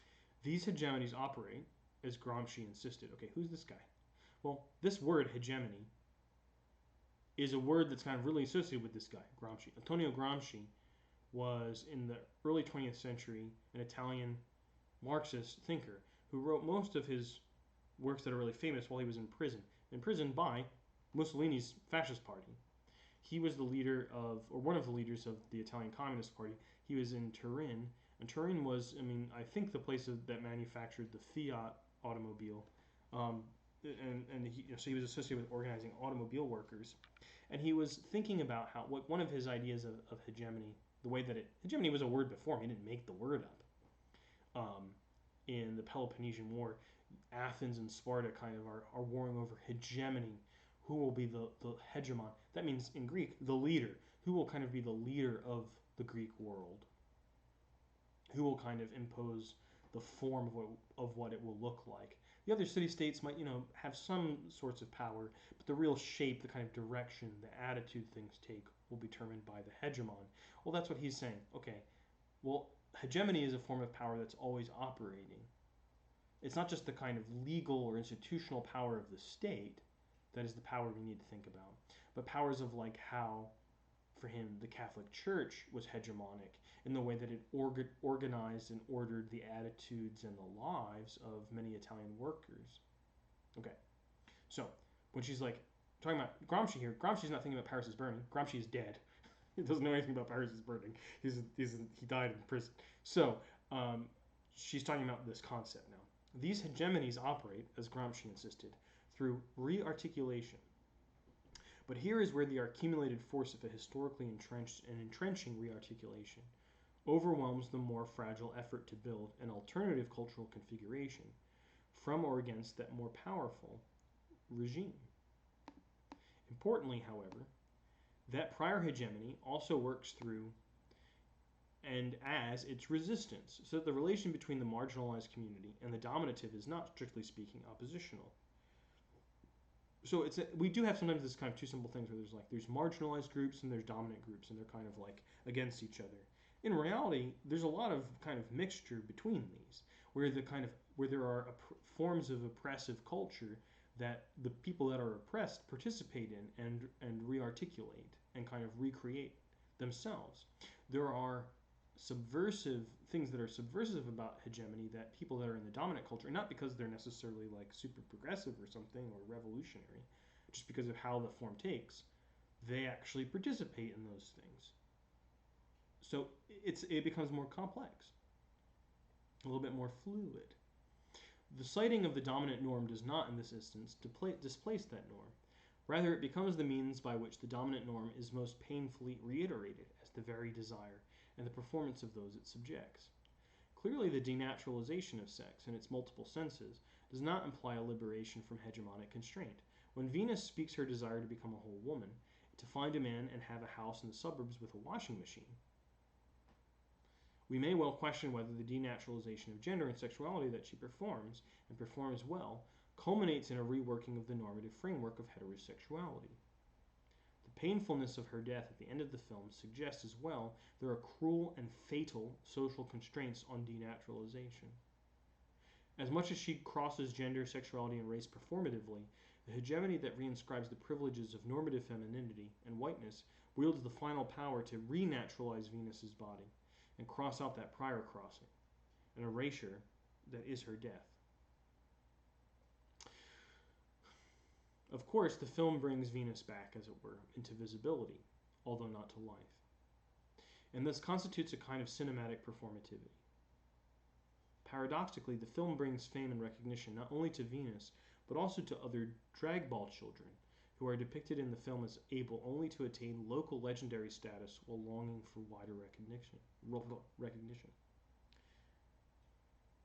The camera, of course, plays precisely to this desire, and so is implicitly installed in the film as the promise of legendary status. To be a legend, to be legendary, is to mean what? Well, I mean, it means to be something inside of the ball culture, to have done something there. And yet, is there a filmic effort to take stock of the place of the camera and the trajectory of the desire that it not only records, but also incites? In her critical review of the film, Bell Hooks raises the question not only of the place of the camera, but also that of the filmmaker, Jenny Livingston, a white lesbian, in other contexts called a white Jewish lesbian from Yale. From Yale is kind of... That does make me suspicious when anyone's from Yale. Oh, New Haven, huh? An interpolation which also implicates this author in its sweep. She's like, I'm also a white Jewish lesbian from Yale, so, which is kind of a funny way to admit that. An interpolation which also implicates this author in its sweep is like, me too. It's a really academic way of saying, me too. She's funny sometimes, Judith Butler. In relation to the drag ball community that she entered and filmed. Hooks remarks that Jenny Livingston approaches her subject matter as an outsider looking in. Since her presence as a white woman lesbian filmmaker is absent from Paris is Burning, it is easy for viewers to imagine that they are watching an ethnographic film, like Nanook of the North or something, documenting the life of black gay natives.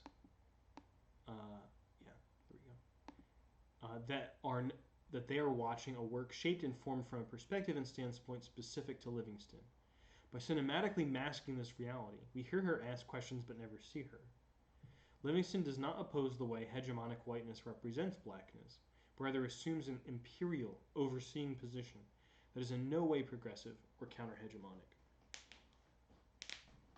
Shots fired. Okay, later in the same essay, Hooks raises the question of not merely whether or not the cultural location of the filmmaker is absent from the film, but whether this absence operates to form tacitly the focus and effect of the film, exploiting the colonialist trope of an innocent ethnographic gaze.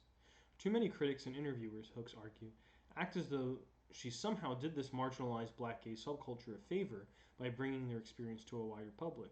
Such a stance obscures the substantial reward she has received for this work. Money, money, money.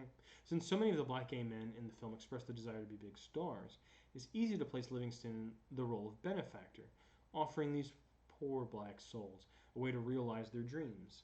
And like, very good for her. She did a good job. And Hooks is like, that's not right. And I mean, I think that there's definitely something to be said for that. There was a film produced after this film about it, where the filmmaker interviewed some of the people that were involved in it, and some of them were pretty negative about it. They were like, I didn't see any money from this, like my life didn't change or benefit. Is that the final word on what we can think about the film? I don't think so. But it's worth considering. It's something to think about. And one of the other things that I really like in a lot of Bell Hooks' film criticism is how she talks about the audience. Like, the meaning of the film is how the audience responds to it. And she's like watching Paris is Burning, and she's watching it with these white audiences, and they're like laughing at these moments that to her are really sad. She's like, what's that about? Don't tell me that's not part of what's happening here, that everyone's laughing. Although Hooks restricts her remarks to black men in the film, most of the members of the House of Extravaganza are Latino, some of whom are light-skinned, some of whom engage in crossing and passing, some of who only do the ball, some who are engaged in life projects to effect a full transubstantiation into femininity or into whiteness. The houses are organized in part along ethnic lines. This seems crucial to underscore precisely because neither Livingston nor Hooks considers the place and force of ethnicity in the articulation of kinship relations. Because they're like, we're a house. A house is a kind of kinship relation in the ball culture. You have a mother, okay? That's clearly a kinship term, but it's a reorganization of kinship along different lines than in the dominant culture. To the extent that a transubstantiation into legendary status, into an idealized domain of gender and race, structures the phantasmatic trajectory of the drag ball culture, Livingston's camera enters this world as the promise of a phantasmatic fulfillment. A wider audience, national and international fame. If Livingston is the white girl with the camera, she is both the object and vehicle of desire. And yet, as a lesbian, she apparently maintains some kind of identificatory bond with the gay men in the film, and also, it seems, with the kinship system, replete with houses, mothers, and children, that sustains the drag ball scene and is itself organized by it. The one instance where Livingston's body may be said to appear allegorically on camera, it appears allegorically, which means it doesn't really appear. It appears in some other, symbolic way, is when Octavia St. Laurent is posing for the camera as a moving model would for a photographer. We hear a voice tell her that she's terrific, and it is unclear whether it is a man shooting the film as a proxy for Livingston or Livingston herself.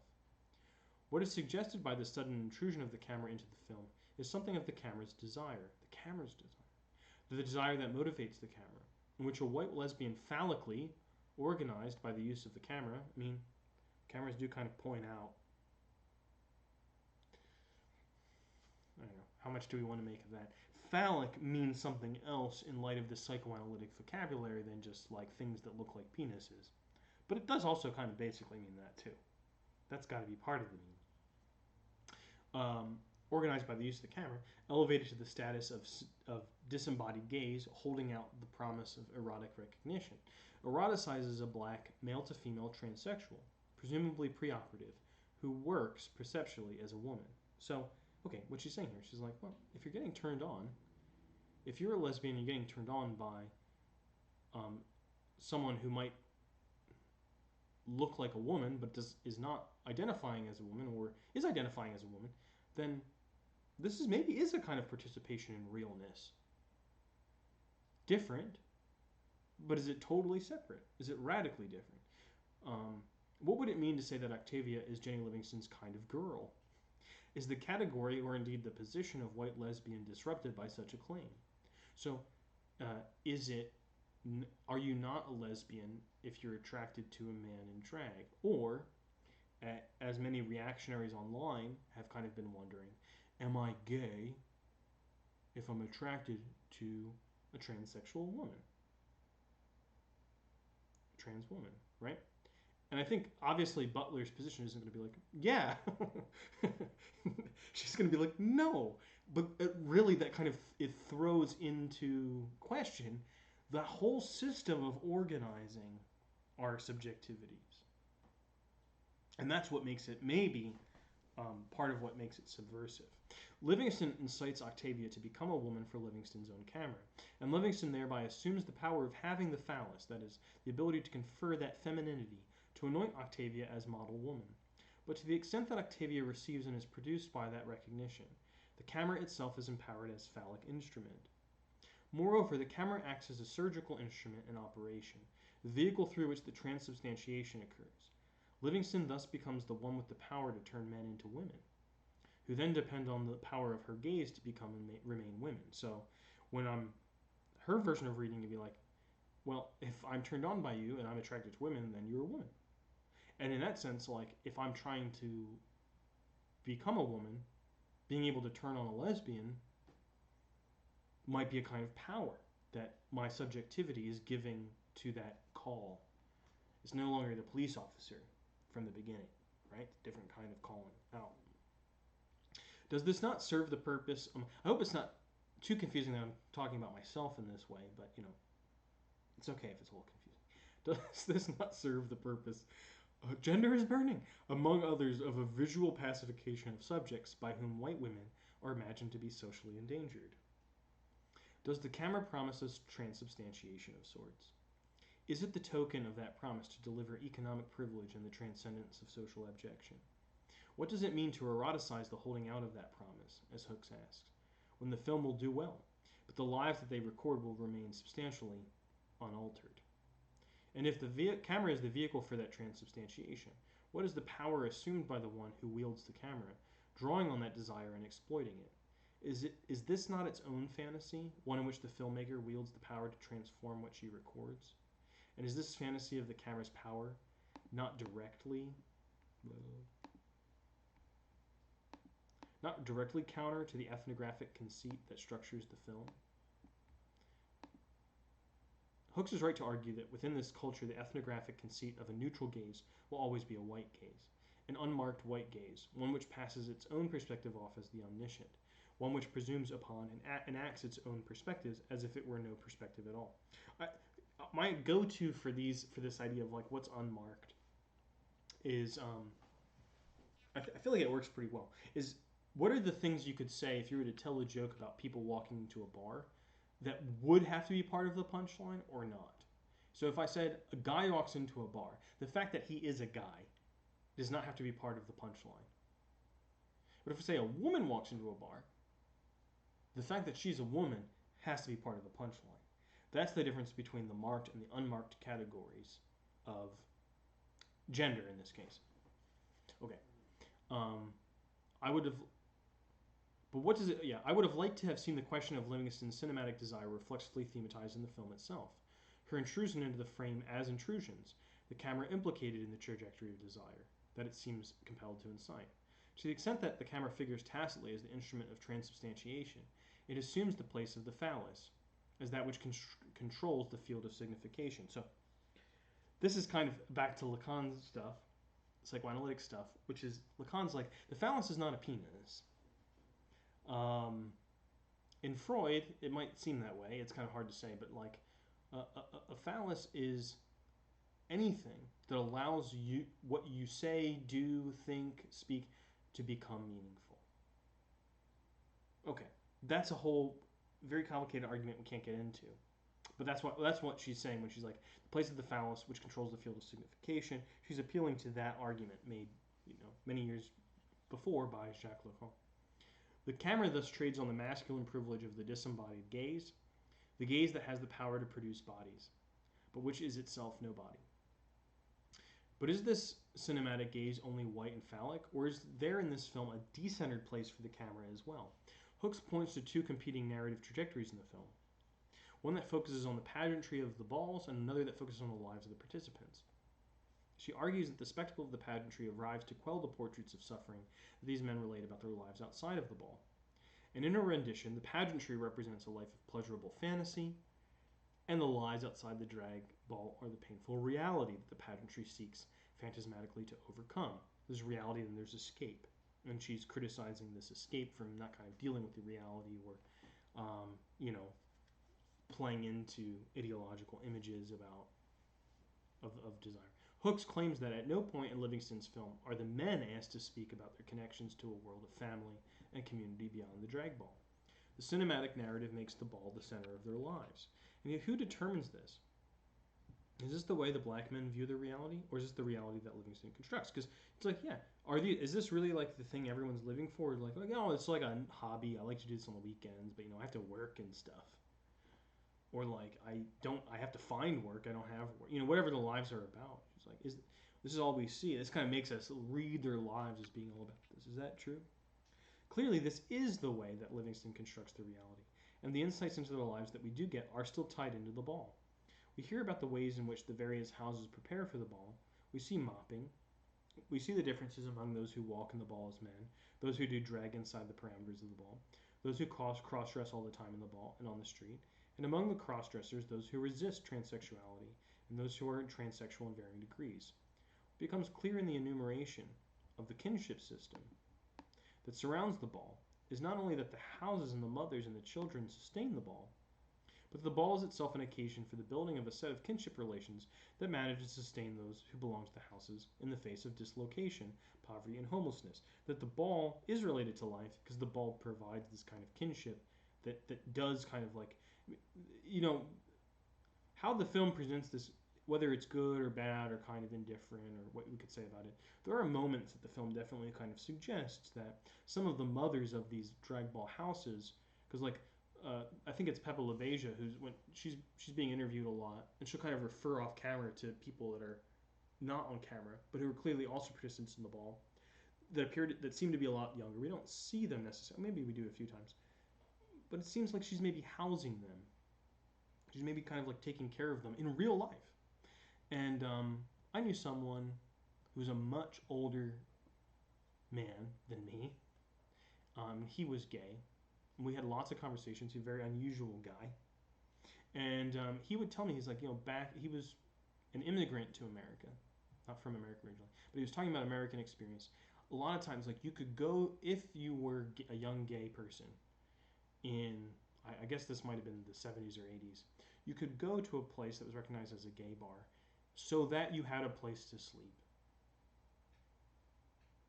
So that it wasn't necessarily that the gay bar was the center of your life or something like that, because it was all about meeting men. Because since society was often displacing you, that you would be kicked out of your home because your family was homophobic, or you couldn't find steady work because you had bosses were homophobic, or lots of different things that might kind of come into your life. You knew you could go there in order to find a network that would connect you to the rest of life. Things like that might be happening in the ball world as well. And that's kind of what Butler's pointing to. The social and discursive building of a community that binds, cares, and teaches, that shelters and enables. I think she means all of that sincerely and not kind of even metaphorically. This is doubtless a cultural re-elaboration of kinship that anyone outside of the privilege of heterosexual family, and those within those privileges who suffer there, needs to see, to know, and to learn from, a task that makes none of us who are outside of heterosexual family into absolute outsiders to this film. Significantly, it is in the elaboration of kinship forged through a resignification of the very terms which affect our exclusion and abjection, that such a resignification creates the discursive and social space for community, that we see an appropriation of the terms of domination that turns them towards a more enabling future. So she's like, the very thing that you were excluded from, family, by being a gay man, in this case, by recreating it with that term, creates the space for the community. Okay. In these senses, then, Paris is Burning documents neither an efficacious insurrection nor a painful resubordination, but an unstable coexistence of both. It's complicated. The film attests to the painful pleasures of eroticizing and miming the very norms that wield their power by foreclosing the very reverse occupations that the children nevertheless perform. This is not an appropriation of dominant culture in order to remain subordinated by its terms, but an appropriation that seeks to make over the terms of domination, a making over which is itself a kind of agency, a power in and as discourse, in and as performance, which repeats in order to remake, and sometimes succeeds. But this is a film that cannot achieve this effect without implicating its spectators in the act. To watch this film means to enter into a logic of fetishization. Okay, again, this is a psychoanalytic term here, which maybe is obvious, but it might not mean what you think it means. A logic of fetishization which installs the ambivalence of that performance as related to our own. If the ethnographic conceit allows the performance to become an exotic fetish, one from which the audience absents itself, the commodification of heterosexual gender ideals will be, in that instance, complete. But if the film establishes the ambivalence of embodying and failing to embody that which one sees, then a distance will be opened up between the hegemonic call to normativizing gender and its critical appropriation. Okay, and so this is the end of the piece here. This is the last section. Symbolic reiterations. I would take a break, but it's the end of the piece. The resignification of the symbolic terms of kinship in Paris is Burning, and in the cultures of sexual minorities represented and included by the film, raises... Oh, am I in the right? No, I'm not. Sorry, there we go. Raises the question of how precisely the apparent static workings of the symbolic order become vulnerable to subversive repetition and resignification. So you see how these themes have kind of built through the piece.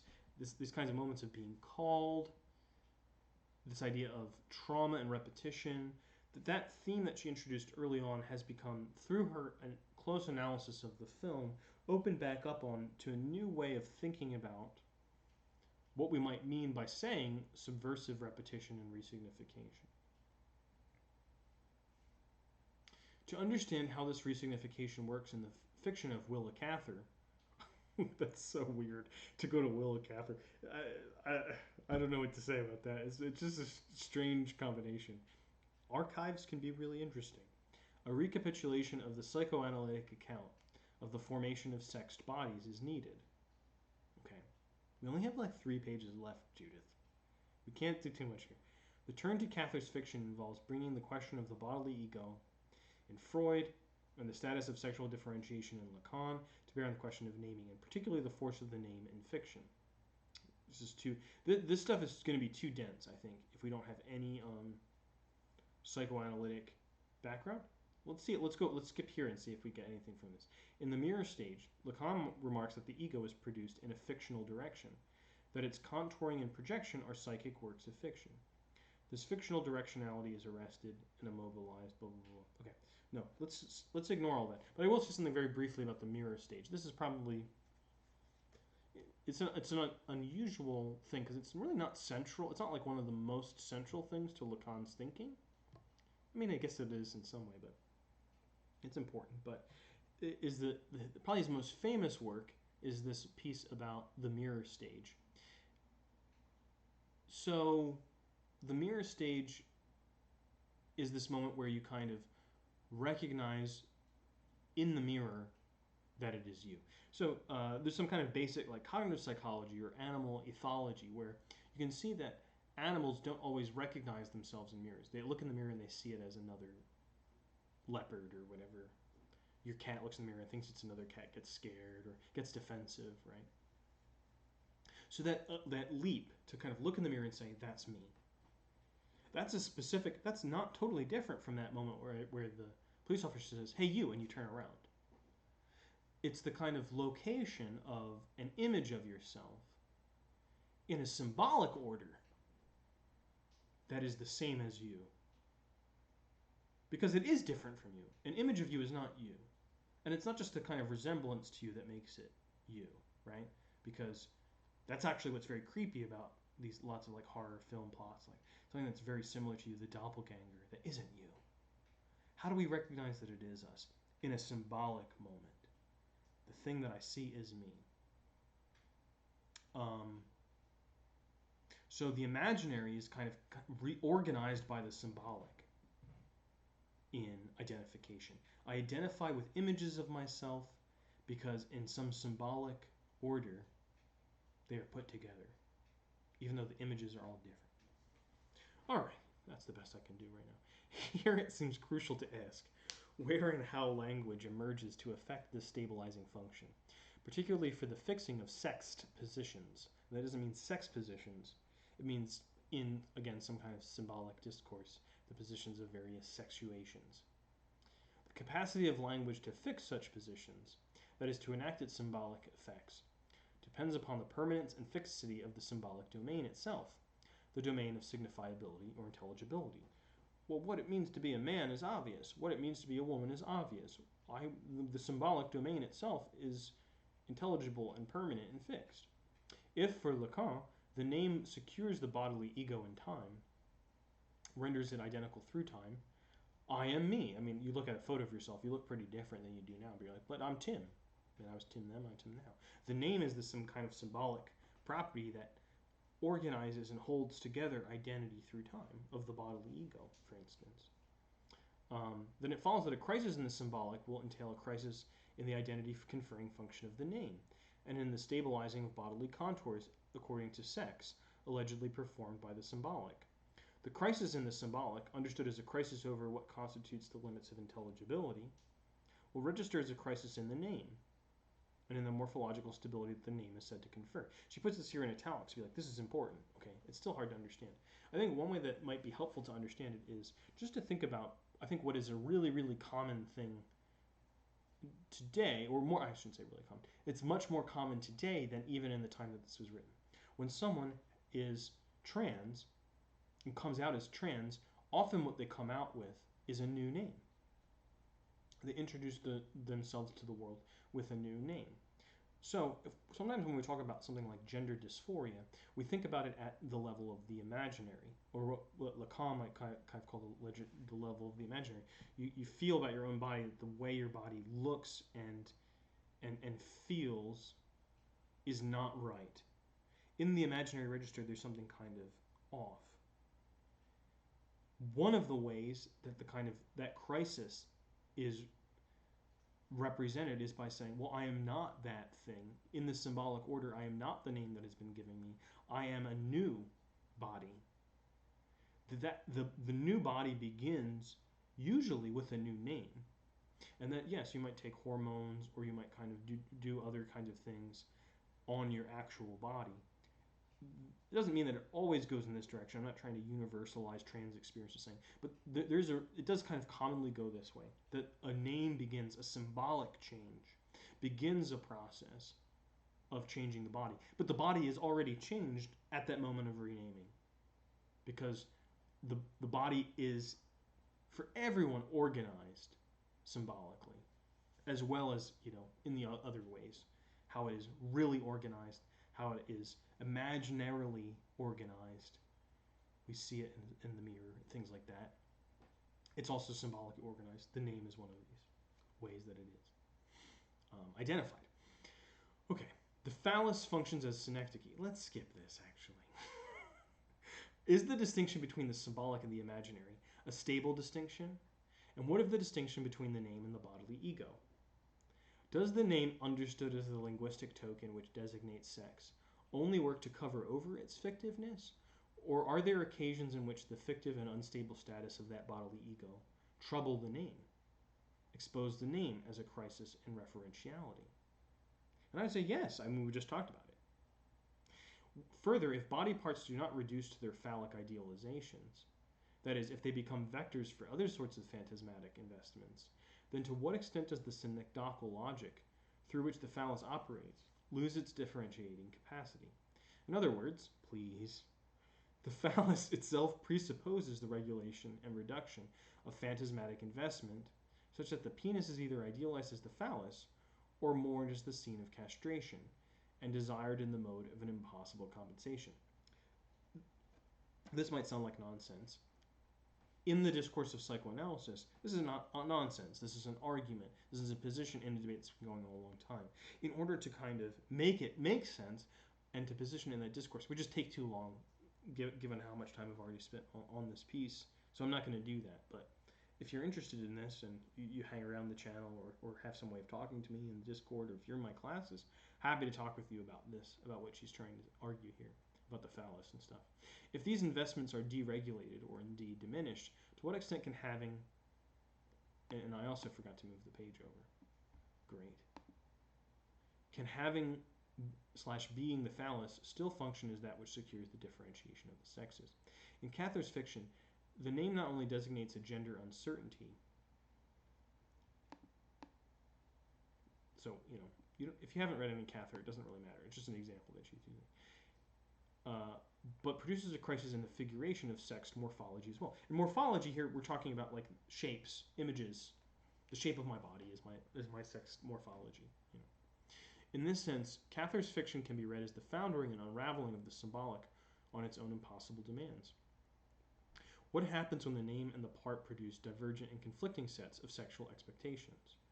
To what extent do the unstable descriptions of gendered bodies and body parts produce a crisis in the referentiality of the name? The name itself is the very fiction it seeks to cover.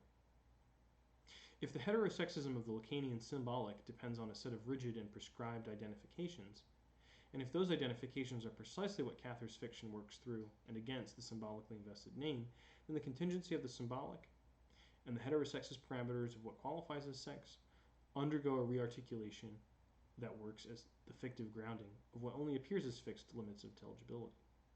Okay, again, if you don't know Cather or Lacan, it's like hard to know what she's trying to say here. But I think what she's trying to say is that when that name, if you could just go back to that name, I'm going to give a weird example here. In a lot of mainstream, like very vanilla, very popular pornography, today. There's a very popular genre to the point that it's parodied in other places. The stepsister, the stepmom, right? In kind of heterosexist, no, sorry, just heterosexist, heterosexual kind of often white people porn. There's this character of the stepsister, the stepmother. This is just a name, right? Because people watching it aren't, I mean, maybe they are stupid, but we don't need to imagine that people are stupid for this effect to work. That people think that they really are. That really is his stepsister. People recognize these are actors. And often they're not very convincing actors. Porn actors aren't very convincing. Why does just calling this person a stepsister or a stepmother produce this sexual effect for the ostensible consumers of heterosexual pornography? Well, because that symbolic role has an effect that is almost, I don't want to say independent, but is distinct from its actual reality.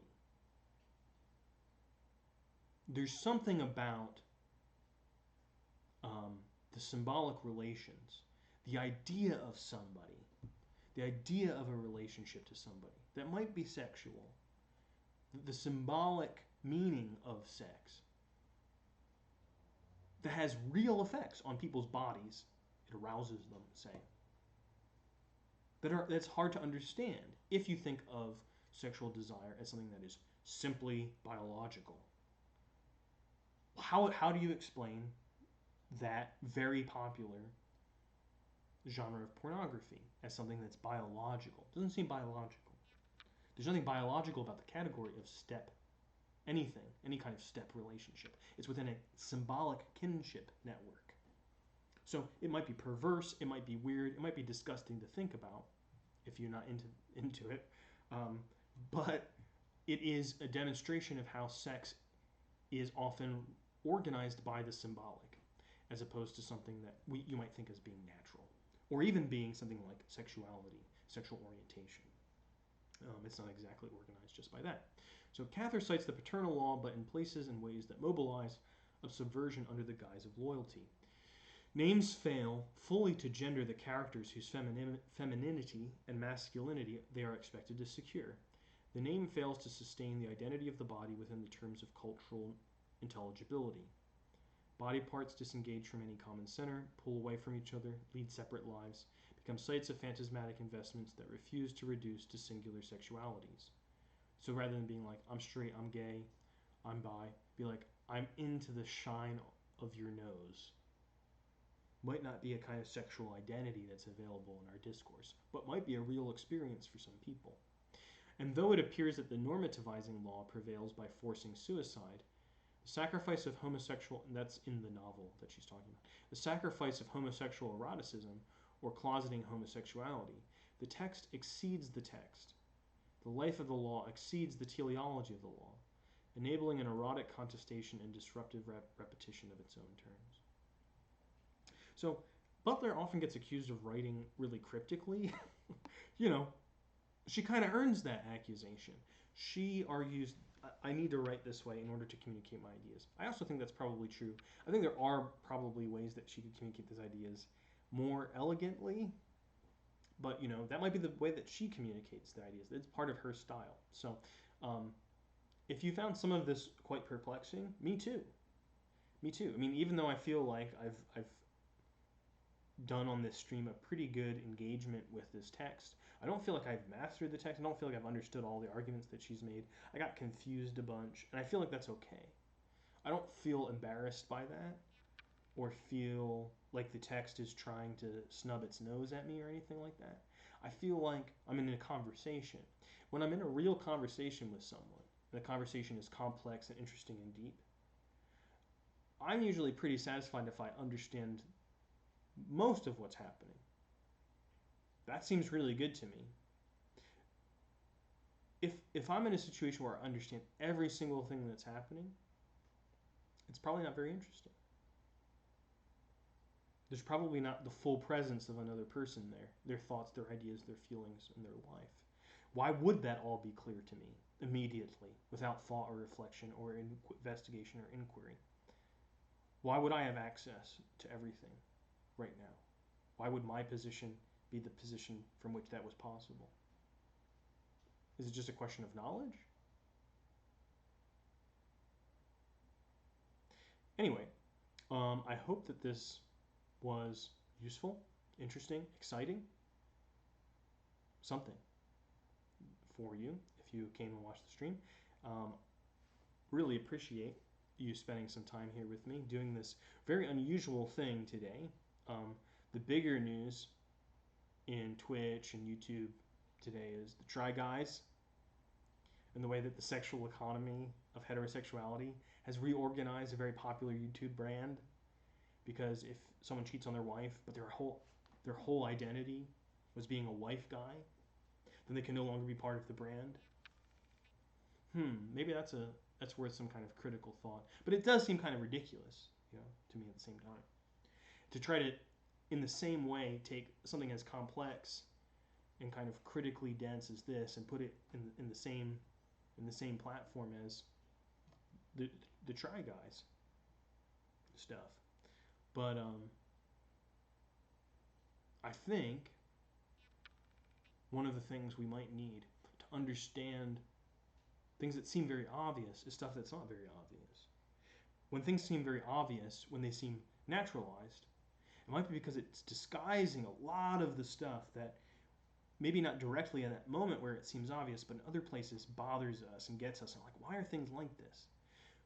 Sometimes we can look at stuff that's really weird and say, okay, why is the weird thing like this? There's some kind of anomaly in the world, in my life, in this movie, or whatever. That needs explanation. But another thing to do is like, be a little bit suspicious of stuff that kind of appears as being really, really obvious. Like, oh, of course it's the way. Well, why is that? Why is it that way? And that's one of the things I think that Judith Butler is really good at doing. She's good at taking things that seem like, oh, of course it's that way, and being like, is it? And from that kind of totally opens up a whole set of other questions for us. And in some way, I don't want to give Judith Butler too much credit, but she deserves some credit for creating questions that have really transformed some people's lives.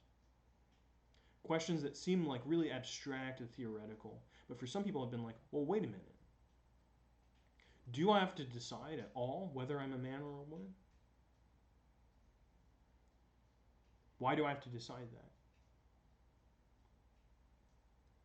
If I don't decide that, what am I? Who am I? Am I nothing? Work like what Judith Butler's done, critical work, confusing, abstract, has transformed some people's lives in really profound ways.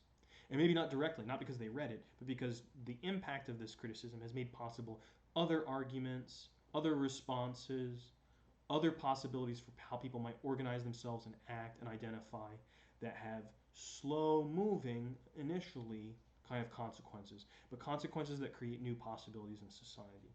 That's my hope for criticism. One of my hopes for criticism is criticism doesn't go around telling people what to do and how to think. Criticism is, when it is most effective, the slow generation of new possibilities, new attitudes of how we might think, feel, understand, organize, and act in our shared and public world, for better or worse. But, God, could it get much worse? We still need some new possibilities. That might not be enough to just have new laws, new rules. We might need new attitudes as well. So anyway, thanks for hanging around. I enjoyed reading this confusing piece with you. And I'll see you next time at the Rhetoric Prof stream. You can get the VOD on Twitch, or you can get it on YouTube, which is also, my YouTube channel is Rhetoric Prof. If you're on, there you are. You already know where you are. Great. See you next time.